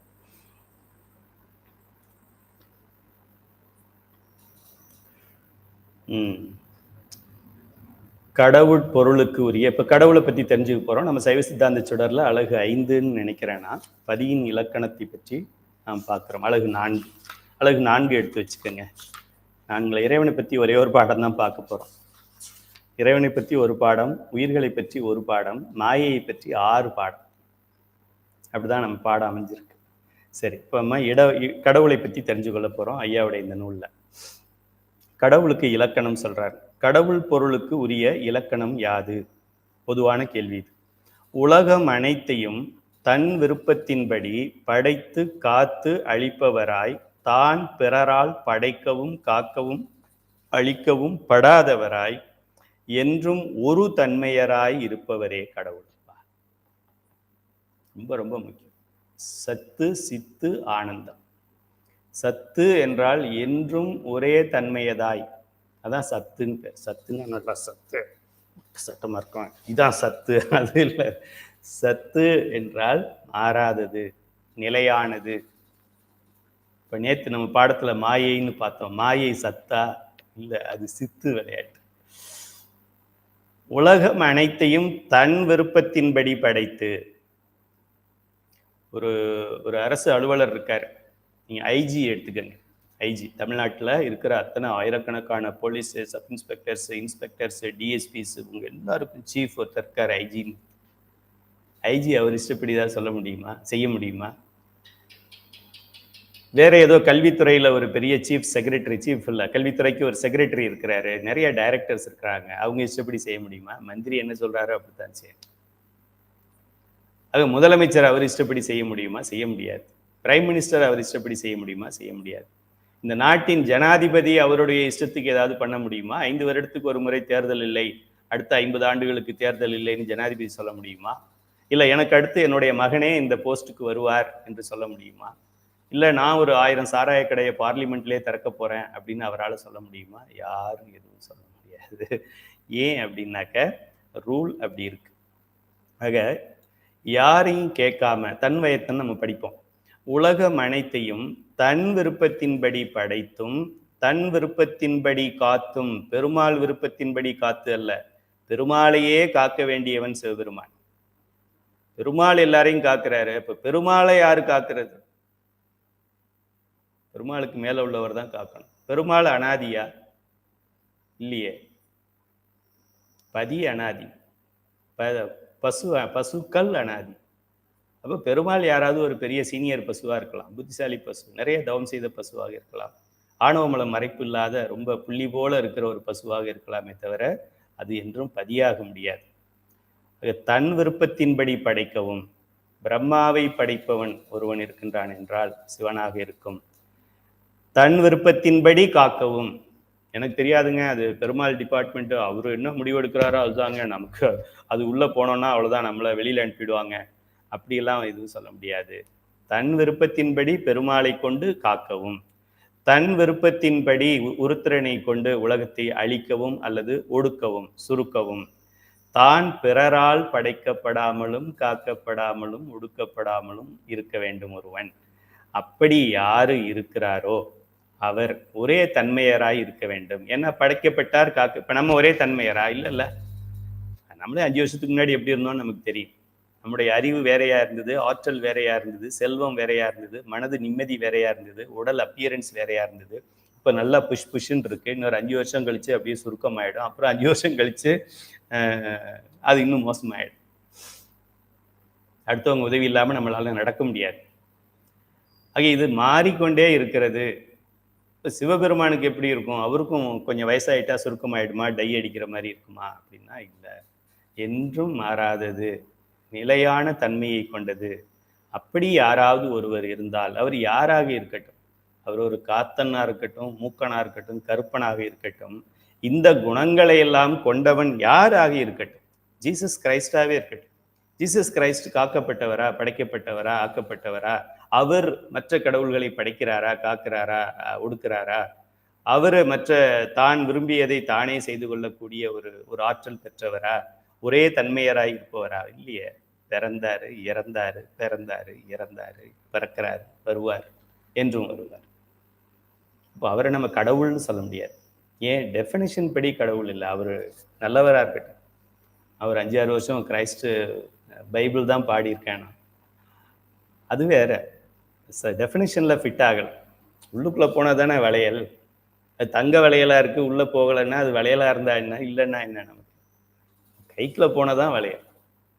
அது போல நீங்க யாரை வேணாலும் கடவுள்னு சொல்லிக்கங்க, நம்ம டெஃபினிஷனுக்குள்ள உள்ள வரணும். தானே படைக்கவும், தானே காக்கவும், தானே ஒடுக்கவும், தானே எதையும் செய்யக்கூடிய வல்லமை உடையவனும், என்றும் தன் இயல்பிலிருந்து மாறாதவனும். சின்ன வயசுல ஒரு மாதிரி இருந்தான், பெரிய வயசுல ஒரு மாதிரி இருந்தான், ஏழையா இருக்கும்போது ஒரு மாதிரி இருந்தான், பணக்காரனா இருக்கும்போது ஒரு மாதிரி இருக்கான். அப்படி இயல்பு மாறாதவனும் பேரறிவாயும் பேரின்பமாயும் எவன் ஒருவன் இருக்கின்றானோ அவனுக்கு பெயர் கடவுள். உங்க சமயத்தை சேர்ந்தவர் அப்படி இருந்தார் என்றால் நீங்கள் அவரை கடவுள் என்று சொல்லுங்கள். புத்தர் அப்படி இருந்தார்னா புத்தரை கடவுள்னு சொல்லுங்க, நாங்களும் உங்க கோயிலுக்கு வர்றோம். ஆதிசங்கரர் அப்படி இருந்தாருன்னு சொன்னா அவரை உங்க கோயிலுக்கு நாங்க வர்றோம். ஒன்றும் தவறே கிடையாது. எங்களுக்கு சிவத்தை தான் கும்பிடணும்னு ஒன்றும் கட்டாயம் கிடையாது. எவன் ஒருவன் இந்த தகுதியை பெற்றிருக்கிறானோ அவனுக்கு சிவன் பேர் வச்சிருந்தாலும் சரி, வசன்னு பேர் வச்சிருந்தாலும் சரி, அவனை வணங்குறதுக்கு நாங்கள் தயாராக இருக்கின்றோம். ஆனால் இதை அனைத்தையும் பெற்றவன் சிவபெருமான் ஒருவனே. அதனால நம்ம அவனை வணங்குறோம். அப்படியெல்லாம் தேடி பார்த்து சூஸ் பண்ணி இவன் தான் என் தலைவன் என்று நாம் ஏற்றுக்கொண்ட பிறகு என் தலைவன் இல்லை என்று சொல்லுகிறவனுக்கு நம்ம ஓட்டு போடுகிறது எந்த வகையில நிலையா இருக்கும்? நம்ம தலைவனுக்கு நாம் செய்கின்ற துரோகம் இல்லையா அது? இவ்வளோ டெஸ்ட் பண்ணி இவ்வளோ ஆராய்ச்சி பண்ணி சிவபெருமான் எனக்கு கடவுள்னு ஏத்துக்கிறதுக்கு எவ்வளோ சட்ட புத்தகம் படிக்க வேண்டியது இருக்கு பாருங்க. அப்படிலாம் படிச்சு இவனை ஏத்துக்கிட்டு திருநீரை வச்சு உருத்ராக்கத்தை போட்டுக்கிட்டு சிவன் இல்லைன்னு சொல்றவனுக்கு ஓட்டு போட்டு இன்னும் 5 வருஷம் அவனுக்கிட்ட ஆட்சியை கொடுக்குறோம் அப்படின்னா நம்மளை விட முட்டாள் எவன் இருக்க முடியும்? ஒரு நாய் அப்படி ஓட்டு போட்டுச்சுன்னா கூட அது தவறு தான். அது நம்ம போட்டு தலைவன் ஆக்கிட்டு அப்புறமா தலை குனிந்து நடக்கிறோமே. கோயிலை காணும், உண்டியலை காணும், கோவிலில் சுத்தமா இல்லை, வீட்டில் விளக்கெரியலை, கோயிலில் விளக்கெரியலை, எப்படி எரியும்?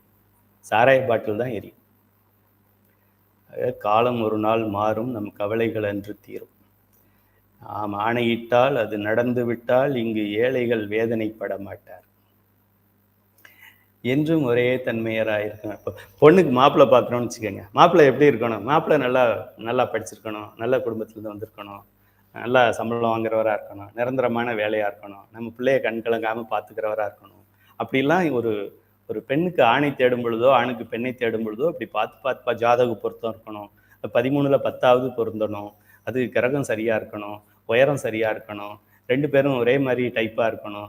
இது எதுக்கு எடுத்தாலும் அழுகும், அது எதுக்கு எடுத்தாலும் சிரிக்கும் அப்படின்னா பிற்காலத்துல சண்டை வந்துடும்.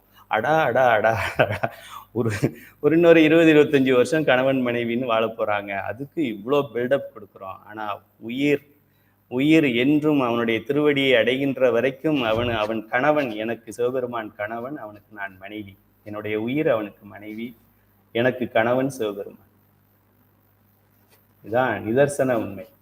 ஐயாவுக்கு ஏதோ ஆயிடுச்சுன்னு நினைக்கிறேன். ஒரு ஆம்பளை தானே, இவர் எப்படி எனக்கு கணவன் ஒருத்தர் சொல்றாரு அப்படின்னா இன்னும் சித்தாந்தத்தை நீங்க அடிப்படையை புரிந்து கொள்ளவில்லை என்று அர்த்தம். உயிர்கள் மனைவி, பெண்மை, இறைவன் ஆண்மை, அது தெரிஞ்சுக்கங்க. இத்தகு செம்பொருளுக்கு சித்தாந்த சைவம் சிவம் என பெயரிட்டது மிகவும் பொருந்தும். சிவபெருமானுக்கு குணங்கள் இல்லப்பா, இதையெல்லாம் கொண்ட ஒருவனுக்கு பெயர் சிவன் என்று பெயர் நம்ம வச்சிருக்கிறோம். இப்ப சிவம் என்றால் என்ன? சிவம் என்ற சொல் மங்களமானது என்ற பொருளை உடையது. எல்லாத்தையும் எழுதி ஒட்டுங்க. கையில அறக்கட்டளையில் நமச்சிவாய ஸ்டிக்கர் பஞ்சபுராணம் கொடுக்குற மாதிரி யாருக்கெல்லாம் வசதி இருக்கிறோ சிவம் மங்களம், சிவம் மங்களம், சிவம் சீக்வல் டு மங்களம்னு ஒரு ஸ்டிக்கர் எழுதி ஊர் உலகம் முதல்ல நம்ம வீட்டிலே ஒட்டிக்கும். சிவம்னா மங்களம்ப்பா. டிக்ஷனரி எடுத்து பாருங்க, கூகுள்ல போட்டு பாருங்க, சிவம் என்ன வருதுன்னு பாருங்க. தமிழ்ல சிவம்னு டைப் பண்ணி பாருங்க. ஆர்டிஃபிஷியல் இன்டெலிஜென்ஸ் இருக்கு, அதுகிட்ட கேளுங்க சிவம்னா என்ன சொல்லுதுன்னு சொல்லி. அதுக்கு தெரியாது பாவம். அதெல்லாம் இந்த வெஸ்டர்ன் பீப்புள் எழுதின ப்ரோக்ராமாக இருக்கும். சிவம் அப்படின்னா என்ன சொல்லுது அப்படின்னா அது எதையோ வேற சினிமா தியேட்டர் காமிக்குது. அதுக்கு தெரிஞ்சது அதுதான். சிவம் என்றால் மங்களமானது என்ற பொருளை உடையது. மங்களம் என்றால் நன்மை. மங்களம், மங்களகரமான்றாங்களே நன்மை. அப்போ சிவம்னா மங்களம், மங்களம்னா நன்மை, அப்போ சிவம்னா நன்மை தானே. எனவே கடவுட்பொருள் மங்களமானது என்றால் நன்மையே வடிவானது என்று பெயர். சிவம் என்றால் நன்மையே வடிவானவன் என்று பெயர். அது நன்மையே வடிவாக இருப்பதனால் தீமை சிறிதும் இல்லாதது என்பதும் பெறப்படும். சொல்லவே வேண்டாம். இனிக்குது அப்படின்னா என்ன அர்த்தம்? ரொம்ப இனிப்பா இருக்குன்னா என்ன அர்த்தம்? கொஞ்சம் கூட கசப்பு இல்லைன்னு அர்த்தம். இது தனியா சொல்லணுமா? ரொம்ப இனிப்பா இருக்கிற ஒரு பொருள்கிட்ட ரொம்ப கசப்பா இருக்குங்கிற ஒரு புரிதல் எப்படி வந்துச்சு? இது முதல்ல நம்ம சைவ சமயத்தை வேற மதத்தினருக்கு நம்ம சொல்ல வேண்டியதே கிடையாது. இந்துக்களை இந்துக்களாக மாற்றினால் போறோம். கிறிஸ்தவர்களை நீங்கள் இந்துவாக மாற்றவே வேண்டாம், இஸ்லாமியர்களை இந்துவாக மாற்றவே வேண்டாம், பௌத்தர்களை இந்துவாக மாற்றவே வேண்டாம். இந்துவுக்கு இந்து என்றால் என்னன்னு சொல்லி கொடுத்தா போறோம். இந்துவை இந்துவாகவே கன்வர்ஷன் பண்ண வேண்டிய நிலைக்கு நம்ம தள்ளப்பட்டு இருக்கின்றோம் இந்த கடந்த 50-60 ஆண்டுகளிலே. இந்துக்கு இந்துனா என்னன்னு தெரியாத ஒரு கேவலமான ஒரு நிலை இருக்கு. கிறிஸ்தவருக்கு கிறிஸ்தவர்னா என்னன்னு தெரியும், இஸ்லாமியருக்கு இஸ்லாமியர்னா என்னன்னு தெரியும், பௌத்தருக்கு பௌத்தர்னா என்னன்னு தெரியும், சமணருக்கு சமணர்னா என்னன்னு தெரியும். இந்துக்கு இந்துனா என்னன்னு தெரியாது. ஷேம். உயிர்கள் மலங்களின் வயப்படுவதால் தீமையையும் அதனால் வரும் துன்பங்களையும் அடைகின்றன. ஏன் உயிர்களுக்கு துன்பம் வருது, உங்களுக்கு எனக்கும் ஏன் துன்பம் வருது? மலங்கள் வயப்பட்டிருப்பதால் துன்பம் வருது. மேலும் மல தொடர்பினால் வருவதே பிறப்பு. இந்த மலங்களால் இன்ப துன்பம், அதுல ஒரு ஆகாமியம், அதுல ஒரு சஞ்சிதம், அதற்கு ஏற்றாற்போல் பிறப்பு, அப்புறம் அதுல ஒரு பாவ புண்ணியம், அப்புறம் அதுக்கு ஏற்றாற்போல் பிறப்பு அப்படின்னு இதனால தொடர்ந்து வருவதே பிறப்பு. ஆகையால் உயிர்கள் பிறப்பு இறப்புகளில் பட்டு உழல்கின்றன. இப்படிப்பட்ட மல தொடர்பு சிறிதும் இல்லாதது ஆகையால் சிவமாகிய கடவுட்பொருளுக்கு எக்காரணம் பற்றியும் பிறப்பு கூறப்படுவதில்லை. நான் ஏன் பிறந்திருக்கிறேன், நீங்க ஏன் பிறந்திருக்கிறீங்க? போன பிறவிகளிலே நாம் செய்த பாவ புண்ணியத்துல இன்னும் பேலன்ஸ் இருக்கு. அதை கழிப்பது, அதுல ஒரு பகுதியை கழிப்பதற்காக இந்த பிறவியை எடுத்திருக்கின்றோம். சப்போஸ் அந்த பேலன்ஸ் எதுவுமே இல்லை அப்படின்னாக்க நம்ம பிறக்க வேண்டிய அவசியமே கிடையாது. நம்ம செஞ்சிருக்கிற நன்மைகள் கொஞ்சம் இருக்கு, தீமைகள் கொஞ்சம் இருக்கு. அதை இன்பமாகவும் துன்பமாகவும் அனுபவிக்கக்கூடிய ஊர்ல அனுபவிக்கக்கூடிய அப்பா அம்மாவுக்கு, அனுபவிக்கக்கூடிய அண்ணன் தங்கச்சிக்கு, அனுபவிக்கக்கூடிய மனைவிக்கு, அனுபவிக்கிற மாதிரி பிள்ளைங்களுக்கு, அனுபவிக்கிற மாதிரி நாத்தனார் குழந்தையார் மாமனார் மாமியாருக்கு அந்த இடத்துல கணக்கு போட்டு அது மாதிரி பிறக்கணும். சிவபெருமானுக்கு வேலையை பாரு. இதை போய் எவனாவது பண்ணுவானா? உனக்கு என்னடா, எவன் எப்படி போனா உனக்கு என்ன? உனக்கு 2 பிள்ளைங்க இருக்கு, வளர்த்து கல்யாணம் பண்ணி நல்ல இடமா பார்த்து அதுங்க 2 பிள்ளைங்களை பெற்றுக்கிட்டு அதுங்களுக்கு ஒரு 4 கோயிலை கட்டிட்டு அப்படி போறதை விட்டுட்டு ஏதோ எக்கேடோ கெட்டு போகுதுன்னு விட்டுற வேண்டியதானே அப்படின்னு நம்ம நினைப்போம். பெருமான் அப்படி நினைக்க மாட்டான். அதுதான் அவனுக்கு நமக்கு உண்டான ஒரு வேறுபாடு. அப்படிப்பட்ட மல தொடர்பு இல்லாதவனுக்கு மலம் இல்லை என்பதால் அவனுக்கு நன்மை தீமை இருவினை கிடையாது. இருவினை இல்லை என்பதால் அவனுக்கு இன்ப துன்பம் கிடையாது. இருவினை இல்லை என்பதால் அவனுக்கு பிறப்பு கிடையாது. பிறப்பில்லாத பெருமான் என்றே சைவ நூல்கள் எங்கனும் சிவனை போற்றுகின்றன. ஏன்னா மற்ற இடங்களில் எல்லாம் எல்லா சமயத்து கடவுள்களும் பிறந்தவர்கள். ஒரே ஒரு என்ன சொல்றது, ஒரு பால்ல எல்லாரையும் அவுட் பண்ணிடலாம். யாரப்பா உங்க சமயத்து தலைவர் அப்படின்னு கேளுங்க. அவர் யாரோ ஒருத்தர் சொல்றாரு, ஜோஜோ நாதர் அப்படின்னு ஒரு பேர் சொல்றாருன்னு. ஓகே, பிறந்தாரா? ஆமா, அவங்க அப்பா இவரு, அவங்க அம்மா இவரு. ஓகே, போயிட்டு வாங்க. எவன் ஒருவன் பிறந்தானோ, நான் பிறந்திருக்கின்றேன், என்னை விட எங்க அப்பா அம்மா சீனியர் தானே, என்னை விட எங்க அப்பா அம்மா திறமைசாலிகள் தானே, என்னை உருவாக்கக்கூடிய திறமைகள் அவங்களுக்கு இருந்திருக்கு. அப்ப எனக்கு முன்னாடியே அவங்க இருந்திருக்கிறாங்க. அப்போ நான் இல்லை கடவுள், எனக்கு முன்னாடி டெஃபினட்டா எங்க அப்பா அம்மா தான் கடவுள். அப்போ அப்பா அம்மா எப்படி வந்தாங்க அப்படின்னா, எங்க தாத்தாவும் பாட்டியில இருந்து அவங்க வந்தாங்க. அப்போ எங்க அப்பா அம்மா ஒன்றும் பெரிய கடவுள் கிடையாது, அதுக்கு முன்னாடியே பெரிய கடவுள் இருந்திருக்கிறாங்க. தாத்தா நீ எப்படி வந்த? எங்க அப்பால இருந்து நான் வந்தேன். அப்படி பார்த்தா யாராவது ஒருத்தன் பிறந்துட்டான் அப்படின்னு சொன்னாக்க பல கடவுள்கள்னு ஆயிடுது. நம் தலைவன் நமக்கு தாலி கட்டிய தலைவன் மட்டுமே பிறவாதவன். இப்ப கட்டினவன்லாம் பிறந்தவன், நம்மளும் பிறந்தவங்க தான். நம் உயிர் பிறக்காதது, அவன் பிறக்காதவன். அதனால யாரு நிரந்தர கணவன் யாரு அப்படிங்கிறத நம்ம யோசிச்சு கொள்ள வேண்டும். நிரந்தர கணவன் ஒரு கணவன் நம்ம ரிஜிஸ்டர் ஆஃபீஸில் ரிஜிஸ்டர் பண்ணுறதெல்லாம் நிரந்தர கணவன் கிடையாது.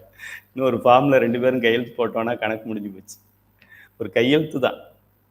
ஆனால் இது சிவபெருமான்ட்ட அப்படி கையெழுத்தை போட்டு விலகிட முடியாது. நிரந்தர கணவன். நாயாய் பிறக்கினும் அவன் கணவன் நமக்கு, பேயாய் பிறக்கினும் அவன் நமக்கு கணவன். புல்லாய் பூடாய் புழுவாய் மரமாய் பல் விருகமாய் எப்பிறப்பு எடுப்பினும் எத்தேசத்தில் தோன்றினும் என் கணவன் சிவபெருமான். நம்ம இதில் தெளிவாக இருக்க வேண்டும். இடையில வர்றது நம்ம இருக்க முடியாது. அந்த காலகட்டத்துக்கு அதோட வாழ்ந்துதான் ஆகணும். நம்ம ஏன் அதுக்கான வினைகளை நம்ம செஞ்சிருக்கிறோம். நல்ல கணவனா இருந்தா நல்ல வினையை செஞ்சிருக்கோம்னு அர்த்தம்.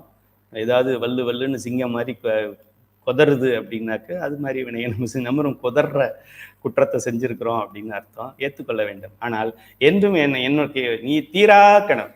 நான் முத்தியே அடைஞ்சாலும் அவன் தான் எனக்கு கணவன். நான் ஆணவ மலத்துல முழுவதும் மறைக்கப்பட்டு சகலத்தில் இருக்கும்போதும் அவன் எனக்கு கணவன். நான் பிரளய கலரா இருக்கும்போதும் அவன் எனக்கு கணவன். நான் விஞ்ஞான கலரா உயர்ந்த போதும் அவன் எனக்கு கணவன். நான் பிறவி இல்லாத ஒரு பேரின்ப நிலையை சிவமாக்கி ஆகிவிட்டாலும் அப்பவும் அவன் எனக்கு கணவன்னு நான் சொல்லலை. ஐயாவுக்கு எப்படி தெரியும்னு நினைக்காதீங்க. மாணிக்கவாசகர் சொல்றார், சிவமாக்கி என்னை ஆண்ட. இங்கேயும் சிவபெருமான் சொன்னாதான் நீ சிவம் ஆயிருக்கங்கிற அறிவே நமக்கு தெரியும். இல்லைன்னா எங்க இருக்கிறோன்னே தெரியாம இருப்போம். நீ ஆணவ மலத்துல இருக்க அப்படின்னு சிவன் சொல்லிதான் நமக்கு தெரியும். நீ முத்தில சாயுச்சியத்துல இருக்க அப்படின்னு அவன் அறிவித்தால்தான் நமக்கு தெரியும். இவன் தான் நமக்கு மாறா கணவன், மாறா தந்தை, மாறா தோழன், மாறா எஜமான், மாறா குரு. இந்த 5 உறவுகளை மறந்து விடாதீர்கள். இறைவன் நமக்கு எஜமான், இறைவன் நமக்கு தந்தை, இறைவன் நமக்கு தோழன், இறைவன் நமக்கு குருநாதன், இறைவன் நமக்கு கணவன். நீங்கள் ஆணாக இருந்தாலும் உங்களுக்கு கணவன் அவன், நீங்கள் பெண்ணாக இருந்தாலும் நீங்கள் கணவன். அனைத்து ஆன்மாக்களும் மனைவிகள், சிவபெருமான் மட்டுமே கணவன். எப்படி கிருஷ்ணனுக்கு 1008 மனைவிகளை இதை சொல்லுவாங்க. 1008 108 தெரியல. வேற கிருஷ்ணனை பத்தி தெரிஞ்சவங்க பதிவிடுங்க. எத்தனை நிறைய மனைவிகள் அவருக்கு. அது எதுக்கு? நமக்கு உணர்த்துவதற்காகத்தான். தலைவன் ஒருவன், மற்றவர்கள் எல்லாம் அனைத்து ஆன்மாக்களும் தலைவிகள் அப்படிங்கிறத உணர்த்துறதுக்காக அப்படி ஒரு கேரக்டரை பில்டு பண்ணியிருக்காங்க. சரி, பிறப்பில்லாத பெருமான் என்றே சைவ நூல்கள் எங்கனும் சிவனை போற்றுகின்றன. எல்லார் பிறப்பும் இறப்பும் இயற்பாளவர் தம் கோடீஸ்வரன் கோடீஸ்வரன் கோடீஸ்வரன். இந்த பாடலை படிக்கும் போதெல்லாம் அவங்க ஞாபகம் வரும். எல்லார் பிறப்பும் இறப்பும் இயற்பாவலர் தம் சொல்லால் தெளிந்தோம். மற்றவங்களெல்லாம் இந்த பிறந்த கதை எவ்வளவு நேரம் நான் சொல்லிக்கிட்டே இருந்தேன். இயேசுநாதராக இருக்கட்டும், கிருஷ்ணனா இருக்கட்டும், தசா அவதாரமா இருக்கட்டும், யாராக இருந்தாலும் எல்லாம் கேட்டு தெளிந்தோம் நம் சோனேசா. இல்லர் பிறந்த கதையும் கேளோம். சிவபெருமானுக்கு மட்டும் எப்படி பிறந்தாங்கிறத யாரும் சொல்லவே இல்லை. நீங்க எந்த கதையை எடுத்து பார்த்தாலும் பாருங்க, நீங்க மகாபாரதத்தை எடுங்க, ராமன் எப்படி பிறந்தான்னு கம்பராமாயணத்துல சொல்லப்பட்டிருக்குது. அது கம்பர் சொன்னாலும் சரி, வால்மீகி சொன்னாலும் சரி, இப்ப இருக்கிற வாலி சொன்னாலும் சரி, அவன் பேர் என்னப்பா கடவுள் இல்லைன்னு சொல்லுவாரு ஒருத்தர், சினிமா பாட்டு எழுதுறவர். வைரமுத்து சொன்னாலும் சரி, யாரு சொன்னாலும் இவர் பிறந்தார் அப்படிங்கிற ஒரு எவிடன்ஸ் இருக்கு. ஆனா இவர் பிறந்தார் என்கின்ற ஒரு எவிடன்ஸே இல்லாத ஒரு கடவுள் யார் இந்த பிரபஞ்சத்துல என்றால் சிவபெருமான் மட்டுமே. இல்லிர் பிறந்த கதையும் கேளோம். இவன் பிறந்தான்னு எந்த நூல்களும் எங்கேயுமே சொல்லியிருக்காரு. பரட்டி பாருங்க, உங்க தாத்தாவை கேளுங்க, அவரோட லைப்ரரியில நீங்க உள்ள நுழைஞ்சு பாருங்க, நீங்க கூகுள்ல தேடுங்க, ஆர்டிபிஷியல் இன்டெலிஜென்ஸ்ல தேடுங்க, ஆகாயத்துல போய் ஒரு கேமரா வச்சு பாருங்க, இவன் பிறந்தான் என்று குறிப்பு எங்கேயுமே ரஃப் நோட்ல கூட கிடையாது சிவபெருமான் பிறந்தான்னு சொல்லி. பேருலகில் வாழ்ந்து உண்டு இறந்த கதையும் கேட்டிலோம் கண்ணா. சிவபெருமான் பிறந்தான், அப்படியே குழந்தையா தவழ்ந்தான், அந்த மாதிரி கேள்விப்பட்டதே இல்லையே. முருகன் பிறந்தாரு தவழ்ந்தாரு கேள்விப்பட்டிருக்கோம், விநாயகர் பிறந்தாரு தவழ்ந்தாரு கேள்விப்பட்டிருக்கோம், ஐயப்பன் பிறந்தாரு தவழ்ந்தாரு கேள்விப்பட்டிருக்கோம், அல்லாஹ் தெரியல, ஜீசஸ் கிரைஸ்ட் பிறந்தாரு தவழ்ந்தாரு அதெல்லாம் நம்ம கேள்விப்பட்டிருக்கோம், கிருஷ்ண பரமாத்மா பிறந்தாரு தவழ்ந்தாரு, ராமன் பிறந்தாரு தவழ்ந்தாரு, அப்படிலாம் நம்ம கதை கேட்டிருக்கோம். சிவபெருமான் பிறந்தார், தொட்டிலில் அவருக்கு ஆட்டினார்கள், அப்புறமா கொஞ்சம் வளர்ந்தார், ஜூனியர் ஹார்லிக்ஸ் சாப்பிட்ற அளவுக்கு வளர்ந்தார்னு எந்த கதையிலையும் சினிமாவில் கூட நம்ம பார்த்தது இல்லைன்னு நினைக்கிறேன். பகுத்தறிவாளன்கள் நம்மளை முட்டாளாக்குறதுக்கு வேணா அப்படி எடுக்கலாம்.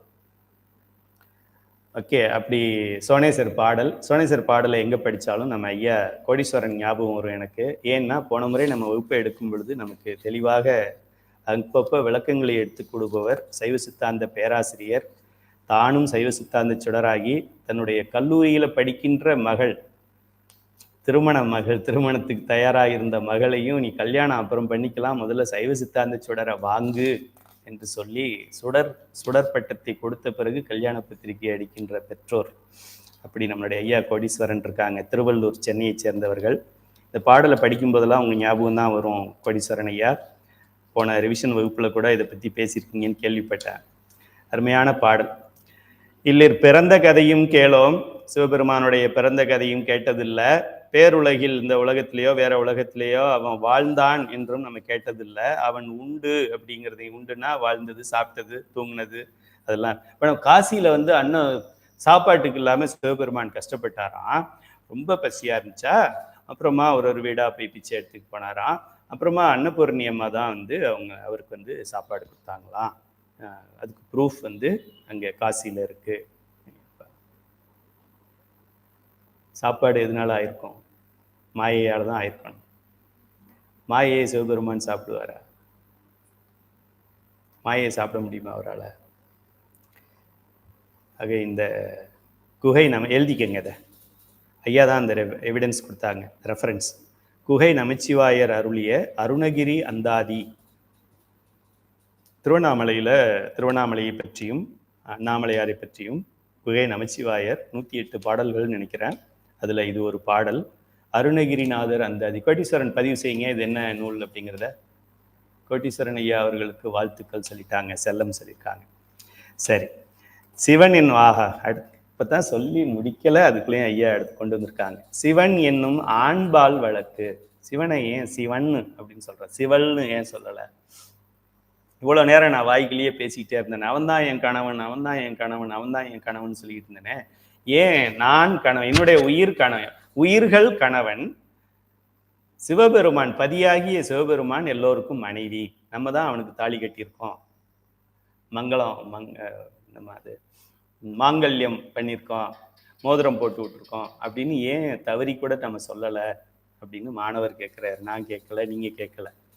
முதற் பொருளை சிவன் என ஆண்பார் சொல்லால் வழங்குவது ஏன்? அவன் ஆண் அப்படின்னு ஏன் நம்ம அந்த மாதிரி உருவகப்படுத்துறோம்? ஏன் அவன் பெண்ணுன்னே வச்சிருக்கலாமே? தவமணி அம்மா கொடுத்துருக்காங்க. அருணகிரி அந்தாதி, திருவண்ணாமலை, குகை நமச்சிவாயர். கோடீஸ்வரன் இருக்காங்க, திருவடி வணங்கி மகிழ்கிறேன் ஐயா கொடுத்துருக்காங்க. எல்லாரும் குறித்து கொள்ளுங்கள். குகை நமச்சிவாயர் அருளிய அருணகிரி அந்தாதின்னு ஒன்று இருக்கு. இந்த நூலை வாங்கி நீங்க அனைவரும் படிக்க வேண்டும். இதெல்லாம் படிச்சாதான் நமக்கு இன்னும் நிறைய விஷயங்கள் நமக்கு தெரிய வரும். நம்மளுடைய நம்பிக்கை இன்னும் ஆழமாகும், சந்தேகங்கள் தீரும்.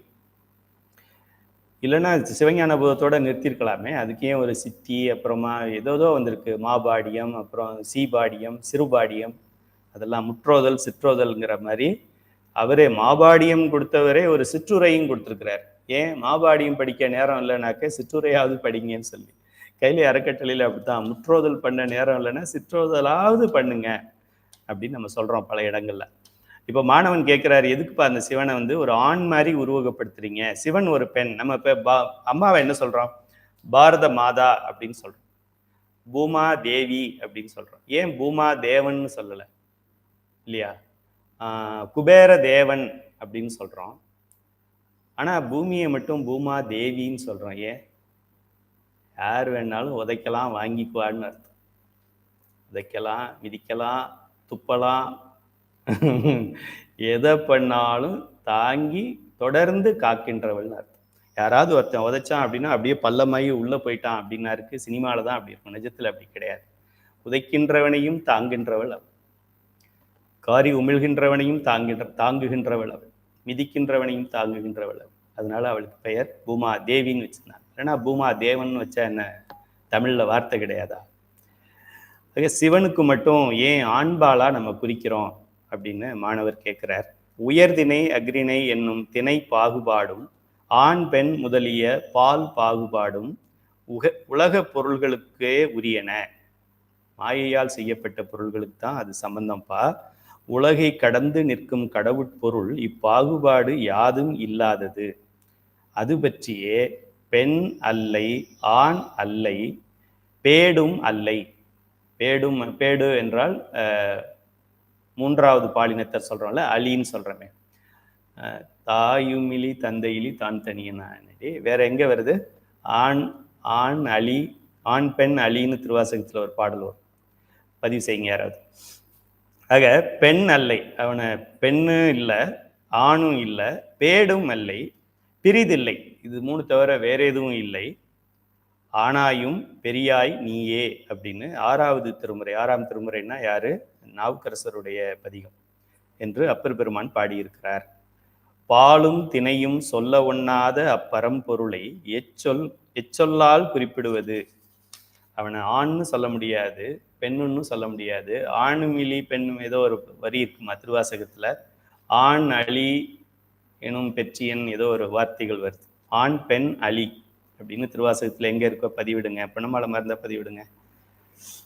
எல்லாம் பொருள் என்னும் வகையில் அதனை சிவம் என்னும் அகிரிணை சொல்லால் குறிப்பிடுதல் சிறப்புடையது. ஆயினும் பெரும் பொருளாகிய அதனை அகிரிணையாக குறிப்பிட்டால் மாணாக்கர் அதனை தலைப்பொருளாக உணர மாட்டார். சிவபெருமான் ஒரு கல்லு அப்படின்னு சொன்னா அடைச்சி நம்ம தலைவனே ஒரு கல்லு தானா, நம்மளே பரவாயில்ல அப்படின்னு சொல்லி அமுதா கோபாலகிருஷ்ணன் அச்சன் ஆண் பெண் அலி எதுல வருது? அச்சன் ஆண் பெண் அலி திருவாசகத்துல குறிப்பிடுங்க. அமுதா கோபாலகிருஷ்ணன். அமுதா கோபாலகிருஷ்ணன் ஒரு பெரிய புரட்சி பெண்மணி. 600 கல்லூரி பெண்களுக்கு இது வரைக்கும் சைவ சித்தாந்த சுடருக்கு ஏற்பாடு பண்ணியிருக்காங்க.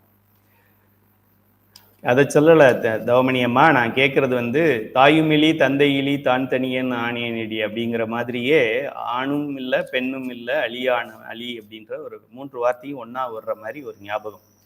சரி, இருந்தா பதிவிடுங்க, இல்லைன்னா விட்டுடலாம். சரி, இப்போ சிவபெருமானுக்கு ஏன் இந்த அக்ரிணை பெயரை வைக்க முடியாது? அது சிவபெருமான் உயிரற்ற பொருளுக்கு தான் நம்ம அக்ரிணைன்னு சொல்லலாம், மூவாகாத பொருளுக்கு அப்படி நம்ம பேர் வைக்கலாம். சிவபெருமானுக்கு அது மாதிரி வைக்க முடியாது. அப்புறம் எல்லா பொருள் என்னும் வகையில் அதனை சிவம் என்னும் அக்ரிணை சொல்லால் குறிப்பிடுதல் சிறப்புடையது. ஆயினும் பெரும் பொருளாகிய அதனை அக்ரிணை குறிப்பிட்டால் மாணாக்கர் அதனை தலைமை பொருளாக உணரமாட்டார் அன்றோ? அது கருதியே அப்பொருளை சிவன் என ஆண்பார் சொல்லால் வழங்கினர் எனலாம். Yes, very good. Chelladurai Ramasamy. ஓ, சந்தோஷம் ஐயா, சந்தோஷம். செல்லதுரை ராமசாமி மலேசியாவிலிருந்து நீங்க பதிவிடுறீங்க. ஆனாய் அழியாய் பிறங்கொழி சேர்.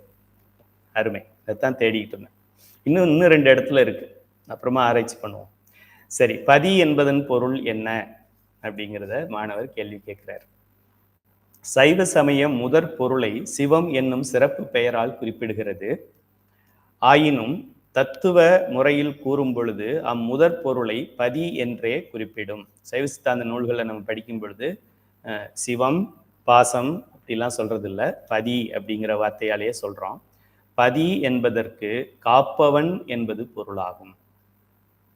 நம்ம ஓப்பனா சொன்னா கணவன் அப்படின்னு ஒரு பொருள் வச்சுக்கலாம். கணவனுக்கு பேர் என்ன? காப்பவன். எவன் காக்குறானோ அவனுக்கு பேர் கணவன் பேர். பதி என்பதற்கு கரூர் ஆணிலையில திருக்கோவில் இருக்கிறது. பசுபதிநாதர் அப்படின்னு பெயர். அவர் சாமியோட பெயர் பசுபதி அப்படின்னு பெயர். பசுக்களுக்கெல்லாம் அவன் தானே பதியாக இருக்கிறான். இந்த பெண்களுக்கெல்லாம் அவன் ஒருத்தந்தான் ஆணாக இருந்து கணவனாக இருக்கிறான். அதனால பதி பசு, பதி பசுநாதர். ஆணலி. Very good, very good. ஆணலி அறிவையோ என்றொருவர் காணா கடவுள் களிமதுரை. இனிமே எல்லாம் பதிவிடுவீங்க, எல்லாம் திருவாசக புலவர்களா இருக்கிறீங்க இங்க. சரி, சைவ சமய முதற் பொருளை சிவம் என்னும் சிறப்பு பெயரால் குறிப்பிடுகிறது. ஆயினும் தத்துவ முறையில் கூறும் பொழுது அம்முதற் பொருளை பதி என்றே குறிப்பிடுகிறோம். பதி என்பதற்கு காப்பவன் என்பது பொருளாகும். தன் கீழ் உள்ள எல்லா உயிர்களும் வேண்டுவனவற்றை செய்து நல்ல வகையில் காக்கும் தலைவன் ஆதலின் பதி எனப்படுகிறான். அவனுக்கு ஏன் பதின்னு பேர் வந்தது அப்படின்னா, எல்லா உயிர்களுக்கும் என்னென்ன வேணுமோ வேண்டத்தக்கது அறிவோய் நீ வேண்ட முழுவதும் தருவோய் நீங்கிற ஒரு குணத்தை கொண்டவனாக இருப்பதால் அவனுக்கு பதி என்று பெயர். அவனுக்கு தலைவன் என்று பெயர். அவன் நம்மை காப்பவன் என்று பெயர். இப்ப காக்கும் கடவுள் யாரு? பெருமாள். அவர் இதெல்லாம் செய்வாரா அப்படின்னா, சொன்னா செய்வார். சிவபெருமான் சொன்னா செய்வார், இல்லைன்னா செய்ய முடியாது அவரால்.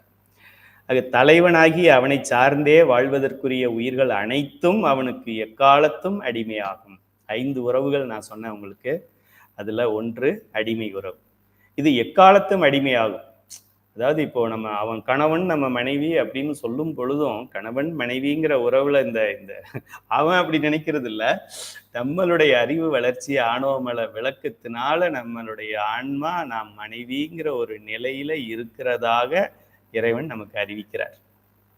அப்படிதானே தவிர வேற ஒன்றும் புதுசா எதுவும் வந்துடுறது இல்லை. ஆணவமல மல பரிபாகம் நடக்க நடக்க நடக்க இந்த நிலையில நம்மளுடைய ஆன்மாவின் அறிவு விளக்கம் பெற்றிருக்கிறது.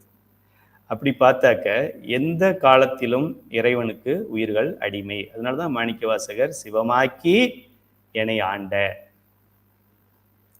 ஆண்டு சிவமாக்கி என்னை ஆண்ட. அதான் மாணிக்கவாசகருடைய நிலை. உயிரல்லாத ஏனைய பொருள்கள் அனைத்தும் அவனுக்கு உடைமையாகும். உயிரில்லாத பொருள்லாம் நிச்சயமா உடைமைதான். எங்க வீட்டுல இருக்கிற பொருள்லாம் யாருக்கு உடைமை? எனக்கு தான் உடைமை. வேற யாருக்கு உடைமையா இருக்க முடியும்? அது இந்த உலகத்துல இருக்கிற பொருள்கள்லாம் யாருக்கு உடைமை? மாயைக்கு உடைமை. படைச்சவன் யாரு? குயவன் யாரு? குயவன் சிவபெருமான். அவனுக்கு அறிவற்ற பொருள்கள் எல்லாம் அவனுக்கு உடைமை என்று பெயர். பொருள் கொஞ்சம் வார்த்தை வித்தியாசப்படும். உயிருள்ள பசுக்கள் அவனுக்கு அடிமை. வார்த்தையை குறிச்சுக்கங்க, அடிமை. உயிரற்ற பொருள்கள் உடைமை, அது பொருள்ங்கிறதுனால. ஏன்னா சடம் அப்படிங்கிறதுனால அதுக்கு வந்து அடிமைன்னு நம்ம சொல்ல முடியாதுல்ல. அடிமைன்னா அந்த அடிமைத்தனத்தை, அடிமை குணத்தை வெளிப்படுத்துகின்ற ஒரு நிலைக்கு தான் அடிமைன்னு சொல்ல முடியும். இப்போ ஒரு கைதின்னு சொல்றோம். கைதின்னா என்ன? அந்த ஜெயிலில் இருக்கிறவருக்கு பேர் கைதின்னு பேர். அவருக்கு உட்காரத்துக்கு சேர் போட்டிருக்காங்க அப்படின்னா அதை நம்ம கைதின்னு சொல்ல முடியுமா? அது பேர் வைக்க முடியாது நம்ம. அதுபோல இந்த சடப்பொருள்களுக்கு நம்ம சொல்ல முடியாது. அதனால இதெல்லாம் உடைமை, பொருள்கள், ஆப்ஜெக்ட்ஸ் அப்படின்னு சொல்றோம். இது உயிர்கள் வந்து என்றும் இறைவனுக்கு அடிமை. பதியினால் அறிவு விளங்கப் பெற்று அவனால் செலுத்தப் பெற்று அவனால் ஆளப்பட்டு, அண்டர்லைன் பண்ணிக்கங்க எல்லாத்தையும். பதியால தான் அறிவு விளக்கம் பெற முடியும். உயிர் தானே அறிவு விளக்கம் பெற முடியாது. ஏனென்றால் உயிர்களின் இயல்புல அறிவித்தால் தான் அறியும்னு படிச்சிருக்கோம். அவனால் செலுத்த பெற்று, இல்லைன்னா இதுக்கு நகரணும்னே தெரியாதே. நகரு, எழுந்திரி, பாரு, உலகத்தை பாரு, இச்சா இருக்கு, கிரியா இருக்கு, ஞானம் இருக்கு, ரஜோகுணம் இருக்கு, தமோகுணம் இருக்கு, சாத்வீகம் இருக்கு, மண் இருக்கு, பொண்ணு இருக்கு, நீர் இருக்கு, காற்று இருக்கு, ஆகாயம் இருக்கு, கண் இருக்கு, காது இருக்கு, பாரு பாரு பாரு பாரு. புருடன் அப்படின்னு படிப்போம் பின்னாடி வரும்பொழுது. உலக இன்பங்களை அனுபவிக்கிறதுக்கு இந்த ஆன்மாவை தயார்படுத்த வேண்டியதும் இருக்கு. அதுவும் அவனோட வேலையா இருக்கு. நம்மளா தயாராகிட்டோம்னு நினைச்சிடாதீங்க. ஒன்னொன்னா கூட்டி கூட்டி கூட்டி தயாராகிருக்குதாங்கிறத பார்த்து திரும்ப கூட்டி அதுக்கப்புறம் தயாராகிருக்குதான்னு பார்த்து அப்படி நம்மளை மனிதன் ஆக்கியிருக்கிறான். எதுக்கு? இன்னும் 2 குழந்தைங்களை பெற்று அவங்கள நல்ல இடத்துல கல்யாணம் பண்ணி கொடுக்குறதுக்கு. உயிரல்லாத ஏனைய பொருள்கள் அனைத்தும் அவனுக்கு உடைமையாகும். சுருங்கச் சொன்னால் பதிக்கு பசு அடிமை, பாசம் ஆகிய ஆணவம் கண்மம் மாயை எல்லாம் அவனுக்கு உடைமை, வைப்பு. பதியினால் அறிவு விளங்க பெற்று அவனால் செலுத்த பெற்று அவனால் ஆளப்பட்டு, அதுல நம்ம மாறிட முடியாது. யாரோ ஒரு மாணவர் எனக்கு தனி செய்தியில டவுட் கேட்டிருந்தார். அப்போ நம்ம முத்தி அடைஞ்சிட்டோம் அப்படின்னா நம்ம சிவன் தானே? அப்படிலாம் கிடையாது. சிவபெருமான் வந்து இயக்கிமார் அறுபத்து நால்வரை எண்குணம் செய்த ஈசனேன்னு போட்டிருக்கு. அப்போ என் குணத்தை நமக்கு கொடுத்துட்டாரு அப்படின்னா நம்மளும் சிவன் தானே? நல்லா உங்க கேள்வியிலேயே பதில் இருக்குங்க. என் குணத்தை ஒருத்தன் கொடுக்குறான் அப்படின்னா கொடுக்குற கை மேல இருக்கும், வாங்குற கை கீழே இருக்கும்டா. இது கூட தெரியாத? கொடுக்குற கை கீழையும் வாங்குற கை மேலையுமா வருமா? வராது. ஆக எவன் ஒருவன் கொடுக்கிறானோ அவனுக்கு எடுக்கிற உரிமையும் இருக்கு, இல்லைன்னா அவன் கொடுக்க முடியாதுல்ல. தோன்றிய பொருள் அழியும்னு சொல்லியிருக்கு. ஆக இறைவன் கொடுக்கிறான் என்று சொன்னால் அதற்கு உடைமையாளன் அவன்தான் தெரியுது. அவன் என் குணம் செய்த ஈசனே, திருக்கழுக்குன்ற பதிகத்துல வருது, எக்கிமாறு 10 என் குணம் செய்த ஈசனே மயக்கமாயதோ நல்வினை பகை ஏக்கரு தேனை ஆண்டு கொண்டு நின் தூய்மலர் கடல் தந்தனை கைக்க வைத்தடியார் முனே வந்து காட்டினாய் கழுக்குன்றிலே, வந்து காட்டினாய் கழுக்குன்றிலே. ஆக இயக்கிமார் 10 என் குணம் செய்த ஈசனே, அவங்களுக்கெல்லாம் என் குணம் கொடுக்குறாரு. தலைவன், பெரிய தலைவன், பெரிய கொடை வல்லல். என்னுடைய உடல் மாதிரியே நீ ஒரு உடல் எடுத்துக்க. சிவாஜி கணேசன் எப்படி டபுள் ஆக்டிங் ட்ரிபிள் ஆக்டிங் எல்லாம் பண்ணாரோ திரிசூலத்துல, அது போல என்னுடைய உடம்பை நீ எடுத்துக்க. உனக்கு என்னப்பா வேணும்? உருத்ரா, உனக்கு என்ன மாதிரி வேணும்? உன்ன மாதிரி வேணும். ஓகே, எடுத்துக்க. சுந்தரா, உனக்கு எப்படி வேணும்? நீ அழகா இருந்தியே, எப்படி நீ அழகா இருந்தா எப்படி இருப்பியோ அது மாதிரி வேணும். ஓகே, அப்படியே ஆகட்டும். உனக்கு எப்படிப்பா வேணும்? நீங்க தோடுடைய செவியன் மாதிரி வேணும். ஓகே, அப்படியே ஆகட்டும் அப்படின்னு சொல்லி தன்னுடைய உருவத்தையே உயிர்களுக்கு கொடுக்கக்கூடியவன் சிவபெருமான். தன்னுடைய உருவத்தையே கொடுக்கக்கூடிய சிவபெருமான், தன்னுடைய சத்து சித்து ஆனந்தத்தையே கொடுக்கக்கூடிய ஒரு சிவபெருமான் இந்த 8 குணத்தை கொடுக்க மாட்டானா? வள்ளல் பெருமானுடைய 6ஆம் திருமுறை முழுவதும் அதுதான் எழுதியிருப்பார். ஐந்தொழில் புரிய வச்சிருக்கிறாரு. ஐந்தொழில் புரிய சொன்னாரு. நான் வேண்டான்னு சொன்னேன், வேணும்னு சொன்னேன் கொடுக்கல, அப்புறம் வேண்டான்னு சொன்னேன் கொடுத்துட்டாரு. நான் தான் இப்போ ஐந்தொழில் புரிகிறேன் அப்படின்னு சொல்லி வள்ளல் பெருமான் சொல்லிக்கிட்டே வருவார். அதுபோல ஐந்தொழில் புரிய சொல்லிட்டாரு அப்படின்றதுனால வள்ளல் பெருமான் சிவபெருமான் ஆயிட முடியுமா? ஐந்தொழில் புரிய கேட்டேன், ஐந்தொழில் புரிவாய் என்று அருளினான். வள்ளல் பெருமானுடைய திருவருட்பா பாடுறேன்னா யாராவது சன்மார்க்கிகள் இருந்தாக்க கேட்டுக்குங்க, தவறா இருந்தா திருத்துங்க. அப்போ எனக்கு ஐந்தொழில் புரிகின்ற உரிமையை அவன் கொடுத்திருக்கிறான். அப்போ ஐந்தொழில் புரிகிறவன் சிவபெருமான், அதனால நான் சிவபெருமான், நான் வள்ளல் பெருமான் சொல்றாரு. அவன் அவன் செய்யற வேலையில ஒரு வேலையை உனக்கு கொடுத்துருக்கிறான், ஒரு பார்ட்டை உனக்கு கொடுத்துருக்கிறான். தானே தவிர கொடுத்தவனுக்கு என்னைக்கும் எடுக்க முடியும். லைட்டை போடுறவனுக்கு லைட்டை ஆஃப் பண்ண முடியாதா? ஆக எவன் கொடுக்குறானோ அவன்கிட்ட தான் அந்த பொருளுடைய உரிமை இருக்கு. இப்ப நம்ம வட்டிக்கு ஒருத்தன் நமக்கு பணம் கொடுக்குறான்னா, அந்த பணம் யாரோட பணம்? அவனோட பணம் தான். அதுபோல இறைவன் உன்னை கொடுக்குறான் அப்படின்னாலே அது அவன்தான் உரிமையாளன் அப்படிங்கிறத நம்ம தெரிஞ்சுக்கணும். இந்த உடல் அவன் கொடுத்துருக்குறான். இந்த உடல் யாரோடது? சிவனோடது. நம்ம வாடகைக்கு பயன்படுத்திக்கிட்டு இருக்கோம். வாடகை வீடு மாதிரி. ஆக்சுவலாக நம்ம எல்லாரும் மாதம் மாதம் வாடகை கட்டணும் சிவபெருமானுக்கு, இந்த உடம்பை நமக்கு கொடுத்துருக்கிறதுக்காக. இந்த உயிர் தங்குவதற்கு ஒரு இடம் கொடுத்துருக்கான் இல்லையா? அதனால நம்ம மாதம் மாதம் வாடகை கட்டணும். வாடகை என்ன பண்ணணும்? அடியார்களுக்கு அன்னம்பாளிப்பு செய்தாலே போதும். பதிக்கு தாம் அடிமை என்பதை நினையாமல் உலக பொருள்களுக்கு அடிமையாகி வாழ்கின்றன. உயிர்கள் ரொம்ப புத்திசாலி உயிர்கள். நான் அடிமை அப்படிங்கிறது உயிருக்கு தெரியுது. ஆனால் யாருக்கு அடிமை ஆகி இருக்கணும் அப்படின்னா தலைவனுக்கு அடிமையாகி இருக்கணும். அதை விட்டுட்டு மாயைக்கு அடிமையாகி இருக்கு. கேட்டா நீங்க தானே கிளாஸ்ல சொன்னீங்க உயிர்கள் என்றும் அடிமை அடிமைன்னு. ஆமா, உயிர்கள் என்றும் இறைவனுக்கு அடிமைன்னு சொன்னேன். இந்த சினிமா படம், என்ன படம் அது, மாயா படம், இந்த சினிமா, கிரிக்கெட்டு, சீரியல், இதுக்கு அடிமைன்னு நான் சொன்னேன். ஆக அடிமை அப்படிங்கிறதுல நம்ம தெளிவா இருக்கோம். நம்ம அடிமைதான் அப்படின்னு தெரிஞ்சிருக்கிறோம். எதுக்கு அடிமை என்றால் சிவத்துக்கு அடிமை என்பதை மறந்து இந்த மலத்துக்கு அடிமை அப்படிங்கிறத நம்ம நினைத்து கொண்டிருக்கின்றோம். அடுத்ததாக கடவுளின் இருப்பை நிறுவுதல். சிவஞான போதம் போல கடவுள்னு ஒருத்தர் இருக்கிறாரு அப்படிங்கிறத ஆசிரியர் நமக்கு தெளிவுபடுத்த போறாரு. எப்படி சொல்றீங்க கடவுள் இருக்காருன்னு சொல்லுங்க. இப்போ சிவலிங்கம் இருக்கு, அதுல கடவுள் இருக்காரா? அங்க வயல்ல கண்டுக்காம ஒரு சிவலிங்கம் கிடக்குது, அதுல கடவுள் இருக்காரா இல்லையா? இருந்தாருன்னா அப்படி கிடப்பாரா? சாக்கடைக்குள்ள கிடக்குது, அது மேல காக்காயெல்லாம் எச்சம் விடுது, சிவன் அதுல இருந்தாருன்னா அதை தாங்கிக்கிட்டு இருப்பாரா? அதுல சிவன் இல்லைன்னு தானே அர்த்தம். இப்படியெல்லாம் நம்ம கிட்ட கேட்பாங்க. காணப்படுகின்ற இவ்வுலகின் அமைப்பை வைத்து கடவுளின் இருப்பை நிறுவுகிறது சித்தாந்தம். அது சும்மா கற்பனையில சொல்லல, ஒரு உதாரணத்தை காமிச்சு இது இப்படி இருக்கு இல்லையா, இது ஓகே தானே உனக்கு, இது ஓகேன்னா இதுவும் ஓகே தான்ப்பா அப்படின்னு தான் எக்ஸாம்பிளோட லாஜிக்கோட சொல்றாங்க. செய்யப்பட்ட பொருள் யாவும் காரிய பொருள். செய்யப்பட்டது எதுவாக இருந்தாலும் இது காரிய பொருள். இதுவே காரிய பொருள் தான். இதுவே காரிய பொருள் தான். இதுவும் செய்யப்பட்ட பொருள் தானே. அப்பா அம்மா செஞ்சாங்கன்னு சொல்லலாம், இல்லைன்னா இயற்கை செஞ்சதுன்னு சொல்லலாம், இல்லைன்னா சிவபெருமான் கொடுத்தாருன்னு சொல்லலாம். ஆனா பொருள் செய்யப்பட்ட பொருள் தானே. ஆக செய்யப்பட்ட பொருள் யாவும் காரியம் என்று அர்த்தம். செய்யப்பட்டிருக்கிறது அப்படின்னா என்ன அர்த்தம்? காரியமாயிருக்குன்னு அர்த்தம். அது அறிவில்லாத சடமாய் இருக்கும், பல பகுதிகளை சேர்த்து ஒருங்கிணைத்து உருவாக்கிய பொருளாக இருக்கும். இந்த பெண் இருக்கு, இந்த பெண்ணுல ஒரு பேனான்னு நம்ம சொல்றோம், இது வேற கம்பெனில இது பண்ணியிருப்பாங்க, இது மட்டும் 1,00,000 1 கோடி பிரிண்ட் அடிச்சிருப்பாங்க, உடஞ்சி போயிடுச்சு. இது மட்டும் ஒரு கம்பெனில பண்ணியிருப்பாங்க. உள்ள அழுத்தின ஸ்ப்ரிங் ஆக்ஷன் இருக்குல்ல, உள்ள ஒரு ஸ்ப்ரிங் இருக்கு, அந்த ஸ்ப்ரிங் வேற ஒரு கம்பெனில பண்ணியிருப்பாங்க. ஸ்ப்ரிங் இருக்கும், ஸ்ப்ரிங்க்கு ரீஃபில் பண்ணியிருப்பாங்க, நிப்பு வேற இடத்துல பண்ணியிருப்பாங்க, இந்த கேப் வேற இடத்துல பண்ணியிருப்பாங்க, அதுக்கு உள்ள த்ரெட் வேற இடத்துல பண்ணியிருப்பாங்க, இது கை அழுந்தாம இருக்கிறதுக்கு இங்கே ஒரு குஷன் மாதிரி போட்டிருக்காங்க, அது ஒரு இடத்துல பண்ணியிருப்பாங்க. இது வேணான்னு நம்ம ஒரு வார்த்தையில சொல்லி விட்டாலும் இதுல அடங்கி இருக்கிற பொருள்கள் எல்லாம் பல பொருள்களை சேர்த்து இது செய்யப்பட்ட பொருள். பெண் காரிய பொருள் அப்படின்னு சொல்லலாமா, காரண பொருள்னு சொல்லலாமா? காரிய பொருள். ஏன்னா 2-3 இருக்கு அப்படின்னாலே காரியம்தான்.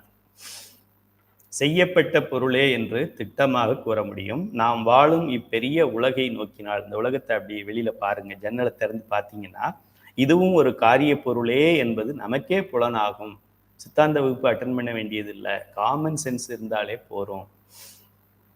ஏனெனில் காரிய பொருள்களுக்குரிய தன்மைகள் இவ்வுலகத்தினிடமும் பொருந்தியுள்ளன. இதுல நான் என்ன சொன்னனோ அது வெளியில உலகத்திலையும் அது இருக்குது. உலகம் சடமாய் இருக்கிறது. நிலம், நீர், தீ, காற்று, வானம் என்னும் பல கூறுகள் இணைந்து உருவானதே இவ்வுலகம். உலகம்னா என்ன? பஞ்சபூதம். அண்டம்னு சொன்னா பஞ்சபூதம். என்ன இருக்கு? நீர் இருக்கு, நிலம் இருக்கு. நீங்க இந்த பக்கம் திரும்பி பார்த்தாலும் நீர், நிலம், காற்று, ஆகாயம், நெருப்பு இருக்கு. இந்த பக்கம் பார்த்தா அதான் இருக்கு, மேலே பார்த்தா அதான் இருக்கு, கீழே பார்த்தா அதான் இருக்கு. எங்கே பார்த்தாலும் இந்த 5ஓட காம்பினேஷன் தான் இருக்கு. ஆகையால் பிரிக்கப்படும் தன்மை உடையதாகவும் இருக்கிறது. அது சேர்ந்திருக்குன்னு சொல்றப்ப அசம்பிளின்னு சொன்னாலே அதை பிரிக்கலாம். பிரிந்த நிலையில இருந்தது தான் சேர்ந்து இருக்குது அப்படின்னு நம்ம சொல்றோம். இப்ப சேர்ந்ததுங்கிறது பிரிக்கப்படக்கூடியது. எனவே இவ்வுலகம் செய்யப்பட்ட காரிய பொருளே என்று நம்ம கன்க்ளூட் பண்ணிடலாம், துணியலாம், அப்படின்னா முடிவு செய்யலாம் என்று பொருள். எந்த காரிய பொருளும் ஒரு காலத்தில் தோன்றியதாகத்தான் இருக்கும். அந்த டைம் என்ன டிஃப்ரெண்ட்டாக இருக்கும். இது மேனுஃபேக்சர் பண்ணி ஒரு 1 இயராக இருக்கும், இது மேனுஃபேக்சர் பண்ணி 2 இயர்ஸாக இருக்கும், இந்த வீடு மேனுஃபேக்சர் பண்ணி 5 இயர்ஸாக இருக்கும், தாஜ்மஹால் மேனுஃபேக்சர் பண்ணி 120 இயர்ஸாக இருக்கும். காலத்தில் ஆனது, டைம் அண்ட் ஸ்பேஸ், ஒரு காலத்தில் ஒரு இடத்திலே தோற்றுவிக்கப்பட்ட பொருள் அப்படின்னு சொல்லிட்டாலே அது காரிய பொருள் தான் அர்த்தம். எந்த காரிய பொருளும் ஒரு காலத்தில் தோன்றியதாகத்தான் இருக்கும். அம்முறையில் உலகமாகிய காரியமும் ஒரு காலத்தில் தோன்றியதே. எப்படி தாஜ்மஹால் அப்படின்னா அது காரிய பொருள், ஏன்பா என் வீடு இதுவும் காரிய பொருள். அட நம்ம ரோடு இப்போ இதெல்லாம் டோல்லாம் வந்துருக்குது, ஹைவே, எக்ஸ்பிரஸ்வே, நேஷனல் ஹைவே, அதுவும் காரிய பொருள். அப்போ நீ பார்க்குறதெல்லாம் எப்படி சொல்கிற இது காரிய பொருள், இது தோற்றுவிக்கப்பட்டதால இது காரிய பொருள் அப்படின்னு நான் சொல்கிறேன். அப்படின்னா இந்த உலகமும் இப்படி தானே இருக்கு அப்படின்னு டக்குன்னு ஒரு கேள்வியை கேட்குறார் ஆசிரியர். எந்த காரிய பொருளும் ஒரு காலத்தில் தோன்றியதாகத்தான் இருக்கும். அம்முறையில் உலகமாகிய காரியமும் ஒரு காலத்தில் தோன்றியதே ஆகும். முன்னே இல்லாத உலகம் புதிதாக தோன்றியது என்பதை சைவ சித்தாந்தம் ஏற்பதில்லை. சைவ சித்தாந்தம் ஏற்பதில்லைன்னா என்ன அர்த்தம்? சர்க்காரியவாதம் ஏற்பதில்லை. உலகம் முன்னாடி இல்லாம இருந்துச்சு, அப்புறம் உலகம் வந்துச்சு, டார்வின் சொல்லலாம், அது மாதிரி வெஸ்டர்ன் பிலாசபி அது மாதிரி சொல்லலாம், 800 கோடி மக்கள்ல 799 கோடி மக்கள் அது மாதிரி சொல்லலாம். சைவ சித்தாந்தம் அப்படி சொல்லாது, சர்க்காரியவாதம் விடாது. சர்க்காரியவாதம் உங்க தாத்தாவுக்கு சந்தேகமா இருந்தாலும் இங்க வந்து கிளாரிஃபை பண்ணிட்டு போய் இருக்கிறது 4 வார்த்தை தான். இல்லது தோன்றாது, உள்ளது அழியாது. இதுக்குள்ளேயே உலகமே அடங்கியிருக்கு. இங்க எந்த பெரிய ஞானி தாடி பெருசா வச்சு அப்படியே அவருக்கு வளர்ந்து அங்க வரைக்கும் போயிருக்குது அப்படின்னாலும் அவரும் இந்த சட்டத்துக்கு உட்பட்டு தான் சிந்திக்க முடியுமே தவிர மாறி சிந்திக்க முடியாது. மாறி சிந்திக்கிறார் அப்படின்னா அவர் இன்னும் ஒழுங்கா புரிஞ்சுக்கலன்னு அர்த்தம். இப்படிப்பட்ட சர்க்காரியவாதத்துக்கு, அந்த சமயத்துக்கு நம்ம சார்ந்தவர்களாக இருக்கிறதே நமக்கு ஒரு பெரிய விஷயம்தான்.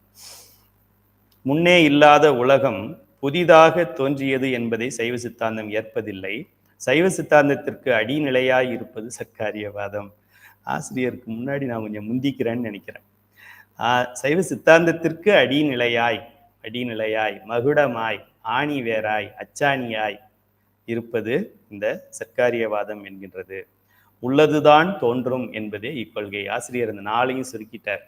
உள்ளதே தோன்றும் அப்படிங்கிறத உள்ளதுதான் தோன்றும் ஒரு வார்த்தையில 2 வார்த்தையில முடிச்சிட்டார். உள்ளதுதான் தோன்றும் அப்படின்னு சொல்லிட்டதுனால இல்லாதது தோன்றி இருக்காது அப்படிங்கிறது அதுல இருந்து நமக்கு தெரியுது. அதன்படி தோன்றுகின்ற காரியங்கள் யாவும் தோன்றுவதற்கு முன்னும் தம் தம் காரணங்களில் உள்ளனவே ஆகும். தயிர் வந்திருக்கு, தயிர் வந்திருக்கு, தயிர் வந்திருக்கு, தயிர் வந்திருக்குன்னா பாலுக்குள்ள தயிர் என்கின்ற ஒரு குணம் இருந்தது. உரமோர் ஊற்றி ஒரு 4 மணி நேரம் ஃப்ரிட்ஜில் வைக்காம வெளியில வச்சோம் அப்படின்னா அது தயிராக மாறுகிறதே தவிர, தண்ணியில உரமோர் ஊற்றி வச்சோம் அப்படின்னா தண்ணி தான் கெட்டு போகும், உரமோரும் கெட்டு போகும், புதுசா எதுவும் வராது. அதுபோல அந்த குணம் உள்ள இல்லை அப்படின்னா பொருளாக வராது.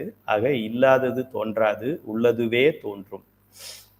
காட்டாத குடமாகிய காரியம் தனது காரணமாகிய மண்ணில் முன்னேயே உள்ளது. ஒரு மண்ணை, களிமண்ணை காமிச்சு குடம் இருக்கு பாரு, மண் குடம், அதுல தண்ணி ஊற்றி வச்சுக்க அப்படின்னு சொன்னா நான் சிரிப்போம். என்னாச்சு ஐயாவுக்கு? எங்க இருக்கு குடம்? மண்ணு தான் இருக்கு. இந்த குடம் வரப்போகுது, அது வர்றதுக்கு காரணம் இதுதான். இதுல இருந்து தான் குடம் வரப்போகுது. அப்ப இதுக்குள்ளதான் அந்த குடம் அடங்கி இருக்கு அப்படிங்கிறது நம்மளுடைய தெளிவாக இருக்க வேண்டும். பிள்ளையார் பிடிக்கிறோம், உங்களுக்கு சுருக்கமாக சொல்கிறேன், வீட்டில் உள்ளதை சொல்கிறேன். நீ சப்பாத்தியை பார்க்கும்போதெல்லாம் என்ன நினைக்கிறோம்? பூரியை பார்க்கும்போதெல்லாம் என்ன நினைக்கிறோம்? மைதா நினைக்கிறோம். அது சாரி, என்னம்மா அது, என்ன மாவு? கோதுமை மாவு. கோதுமையை நினைக்க. பூரியை மட்டும் பார்க்கக்கூடாது, கோதுமையை பார்க்கணும். கோதுமை இல்லை என்றால் பூரி கிடையாது. பூரி இருக்கு அப்படின்னா கோதுமை இருக்கு அப்படின்னு அர்த்தம். இப்படி பார்க்க தெரிஞ்சவங்களுக்கு பேர் புத்திசாலின்னு பேர், சர்க்காரியவாதின்னு பேர். அவங்க வாழ்க்கையில் துன்பம் என்பதே இருக்காது, இன்பம்ங்கிறதையும் அவங்க ஏற்றுக்க மாட்டாங்க. உங்களுக்கு எல்லாருக்கும் ஒரு சூத்திரம் சொல்லித்தரேன், முக்கியமானது, யார்ட்டையும் சொல்லிடாதீங்க. நீங்கள் துன்பத்தை அனுபவிக்காமல் இருக்கணும், அதுதானே எல்லாருக்கும் ஆசை. கடவுளே துன்பம் வரக்கூடாது. கையில் அறக்கட்டளையில் காலையில் 4 மணிக்கு ஆரம்பிச்சதுலேருந்தே புலம்பலில் தான் ஆரம்பிக்கிறோம். ஐயோ எனக்கு இந்த ப்ராப்ளம் இருக்குது, அந்த ப்ராப்ளம் இருக்குது, இந்த ப்ராப்ளம் இருக்குது, இந்த ப்ராப்ளம் இருக்குது, இந்த ப்ராப்ளம் இருக்குது, கொஞ்சம் பல்லு வலிக்கிற மாதிரி இருக்குது, முடி நரைக்கிற மாதிரி இருக்குது அப்படின்னு காலையில் பொழுது தொடங்குறதே துன்பத்தில் தான் நமக்கு தொடங்குது. துன்பத்தை நாம் அனுபவிக்கக்கூடாது, நமக்கு துன்பம் வேண்டாம் அப்படின்னு நம்ம நினைத்தால் இன்பத்தை நாம் அனுபவிக்கக்கூடாது. அதுதான் அதுக்கு மருந்து. இன்பத்தை நாம் அனுபவிப்பேன் அப்படின்னா துன்பத்தையும் அனுபவி என்று அர்த்தம். இன்பத்தை அனுபவிக்கிறத விட தெரியும் எனக்கு அப்படின்னா துன்பம் உன்னை தாக்காது. ஆக நீங்க துன்பப்படக்கூடாது அப்படின்னா என்ன அர்த்தம்? இன்பப்படக்கூடாது. இன்பம் வந்தாலும் இன்பத்தை இன்பமாக ஏற்றுக்கொள்ளக்கூடாது, இன்பத்தில் மகிழ்ந்து போயிடக்கூடாது. சைவ சித்தாந்த சுடரில் அருமையாக கொடுத்துருக்கோம். இன்பம் வந்தது என்று ஓஹோ என்று ஆடாமலும், துன்பம் வந்தப்போ வெந்து நொந்து போய் விடாமலும், இரண்டையும் ஒருவாறாக எடுத்துக்கொண்டு சிவன் செயல் என்று ஏற்றுக்கொள்ள வேண்டும் போட்டிருக்கிறோம். 100 கிராம் மிக்சரில் பாதி, அதில் எவ்வளோ இருக்கு பாருங்க உள்ள. அதுபோல இப்பொழுது உள்ள உலகம் முன்னே தனது காரணமாகிய மாயையில் புலப்படாத நிலையில் நுட்பமாய் அடங்கியிருந்தது அப்படிங்கிறது தான் நம்ம புரிந்து கொள்ள வேண்டும். பின்னர் அது காரியமாய் பரு நிலையில் வெளிப்பட்டது. கண்ணுக்கு தெரிகிற மாதிரி வெளியில வந்திருக்குது. ஒரு பேக்கெட்ல பலூன் வைக்கிறேன், ஊதாத பலூன் வச்சிருக்கேன். வெளியிருந்து பார்க்குறவங்களுக்கு தெரியுமா? தெரியாது. இது பலூன் இருக்குன்றது எப்படி தெரியும்? அதுக்கு எடுத்து ஊதுனோன்னா தெரியும். ஓ, பலூன் வச்சிருக்காரு ஐயா, இப்படி ஊதுனதுனால தெரிஞ்சுது, உள்ளே இருக்கும்போது தெரியல. அதுபோல் நம்ம உள்ள பேக்கில் கொடை வச்சுருக்கோமா? தெரியாது.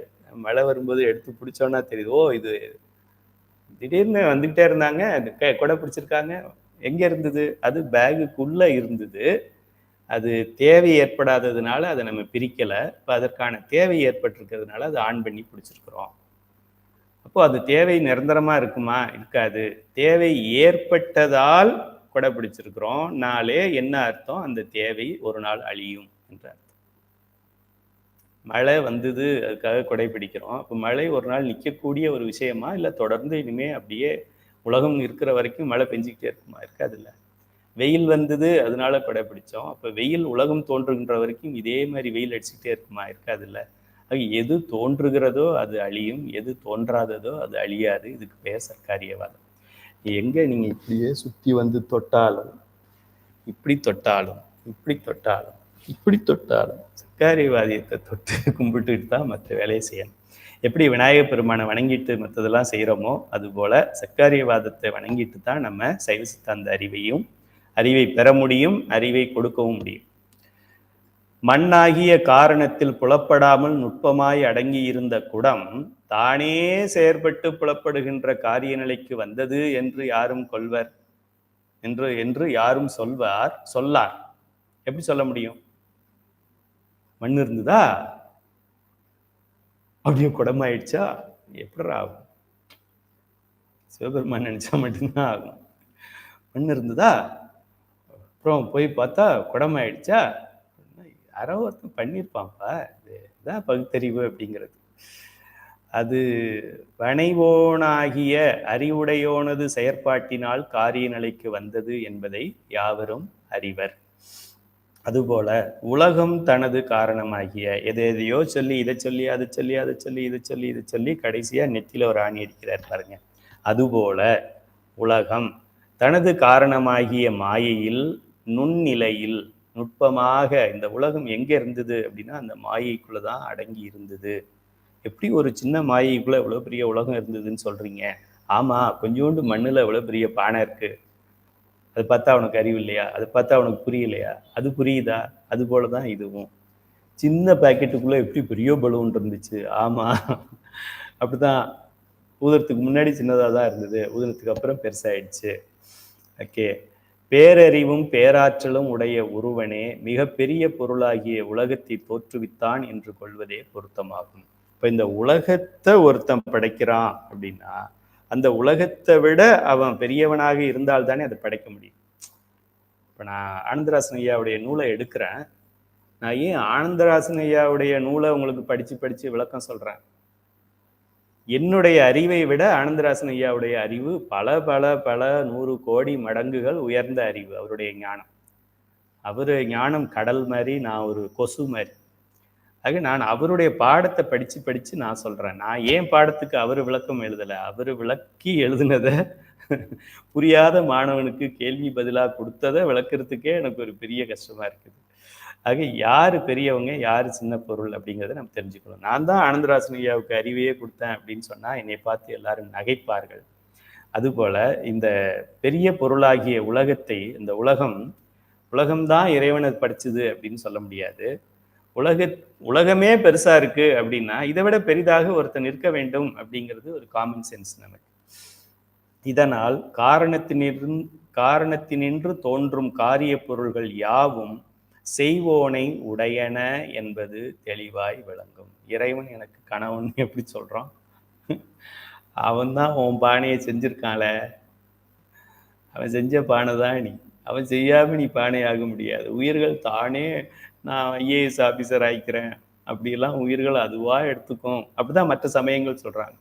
உயிர் அது டார்வின் சொல்கிறாரு, உயிர் வந்து ஒரு ஒரு ஒரு என்னது ஒரு சிட்டுக்குருவியாக இருக்கிறது 1 கோடி ஆண்டுகளுக்கு அப்புறம் ஒரு ஒரு பெரிய காக்கை ஆகிடும் சொல்கிறேன். காக்காயாக இருக்கிறது ஒரு 1000 ஆண்டுகளுக்கு பிறகு அப்படியே அது ஒரு பருந்து மாதிரி ஆகிடும் அப்படி சொல்கிறேன். எப்படா ஆகும்? அது எப்படி சூஸ் பண்ணுது அப்படின்னு கேட்டால் இட்ஸ் நேச்சுரல் சாய்ஸ் அப்படின்னு சொல்கிறாரு. அதுவே எடுத்துக்குது அப்படின்னு சொல்கிறார். அது எப்படி எடுக்கும்? சிவபெருமான் இல்லைன்னா எடுக்காதுடா தார்வா. உனக்கு இவ்வளோ அறிவாளியாக இருக்க, உனக்கு இது ஏண்டா புரியாமல் போச்சு? ஊருக்கெல்லாம் உபதேசம் பண்ணுற உனக்கு அறிவு இல்லாமல் போயிடுச்ச. எப்படா அதுவா மாறுச்சுன்னா எப்படா அதுவா மாறும்? அதுவா மாறினா எதுக்குடா கொசு, மங்கி, டாங்கி எல்லாம் பிறக்குது? எல்லாமே சிங்கம், லைன், ஹார்ஸா பிறந்திருக்கலாம் இல்லடா. இப்போ எனக்கு ஒரு சாய்ஸ் இறைவன் கொடுக்குறாரு. நீ வந்து அப்படியே அழகா யாரை சொல்லலாம், அழகா சூர்யா மாதிரி நீ ஒரு உடம்பை எடுத்துக்கலாம் அப்படின்னு எனக்கு சொன்னாரு. இன்னொன்று வந்து ஒரு கொசு மாதிரி ஒரு உடம்பை எடுத்துக்கலாம் அப்படின்னு 2 சாய்ஸ் இருக்கு. இறைவன் எனக்கு நேச்சுரல் சாய்ஸ் கொடுத்துருக்கிறாரு. உனக்கு எது பிடிக்குதோ நீ எடுத்துக்கப்பான்னு சொன்னா, நான் சூர்யா மாதிரி உடம்பு எடுத்துக்க வேணாம், கொசு மாதிரி உடம்பு எடுத்துக்க வேணாம். எனக்கே இவ்வளோ அறிவு இருக்குது. டார்வினுக்கு ஏன் இந்த அறிவு இல்லைன்னு தெரியல. அப்படிப்பட்ட டார்வினோட பாடத்துல நம்முடைய பாட புத்தகத்தில் புகுத்தி விட்டு மெய்தான் அரும்பி விதிர்விதிர்த்து என்கின்ற பாடலை நீக்கி இருக்கிறார்கள். அவர்களுக்கு நாம் ஓட்டு போட போகிறோம். உயிர் உள்ள பொருள்களுக்கு, ஜீவராசிகளுக்கு, உயிரோட நடக்கின்ற மிருகங்களுக்கு உயிர் இல்லைன்னு சொல்றவன் ஒருத்தன் பாடத்தை உள்ள புகுத்தி படிக்க சொல்லி, மெய்தான் அரும்பி விதிர்விதிர்த்து உன் விரையார் கலர்க்கு என் கைதான் தலை வைத்து கண்ணீர் ததும்பி வெதும்பி உள்ளம் பொய்தான் தவிர்ந்து உன்னை போற்றி போற்றி போற்றி செய்ய போற்றி என்னும் கைதான் ஒருகாலும் நெகிழ விடேன், ஒருகாலும் விடமாட்டேன், ஒருகாலும் நான் இதை விடமாட்டேன் அப்படின்னு அந்த ஒரு பாடலை நீக்கிட்டு ஜீவராசிகளுக்கு ஜீவன் இல்லை, உயிரினங்களுக்கு உயிர் இல்லைன்னு சொல்ற பாடத்தை இன்னொரு 4 பக்கம் சேர்க்கிறாங்க. இவனை நான் தலைவா வாழ்க, தளபதியே வாழ்கன்னு சொல்றமே, ஷேம். காரணத்தினின்று தோன்றும் காரிய பொருள்கள் யாவும் செய்வோனை உடையன என்பது தெளிவாய் விளங்கும். பலூனை ஊதின பிறகு பலூன் நான் தான் பெருசானேன், நானே பெருசாயிட்டேன், நான் தான் முடிவு பண்ணேன் அப்படின்னா அதை பார்த்து நம்ம நகைப்போம். பலூன் சும்மா இரு, உனக்கு ஒன்றும் தெரியாது, ஊதுனவன் அங்கே இருக்கான். அதுபோல் நான் தான் படித்தேன், நான் தான் பண்ணேன், நான் தான் கையிலே அறக்கட்டளை நிறுவனேன், நான் தான் 12,000 பேர், நான் தான் அழைச்சி சும்மா இரு, ஊதுறவன் பக்கத்தில் இருக்கான், அதனால நீ ஊதப்பட்டிருக்க, அதை தெரிஞ்சுக்க. இந்த முறையில் உலகத்திற்கு கடவுள் ஒருவர் இன்றியமையாது வேண்டும் என்று சைவ சித்தாந்தம் வலியுறுத்துகிறது. இது நிறுவுதல்னு சொல்லுவோம், பிரமாணம்.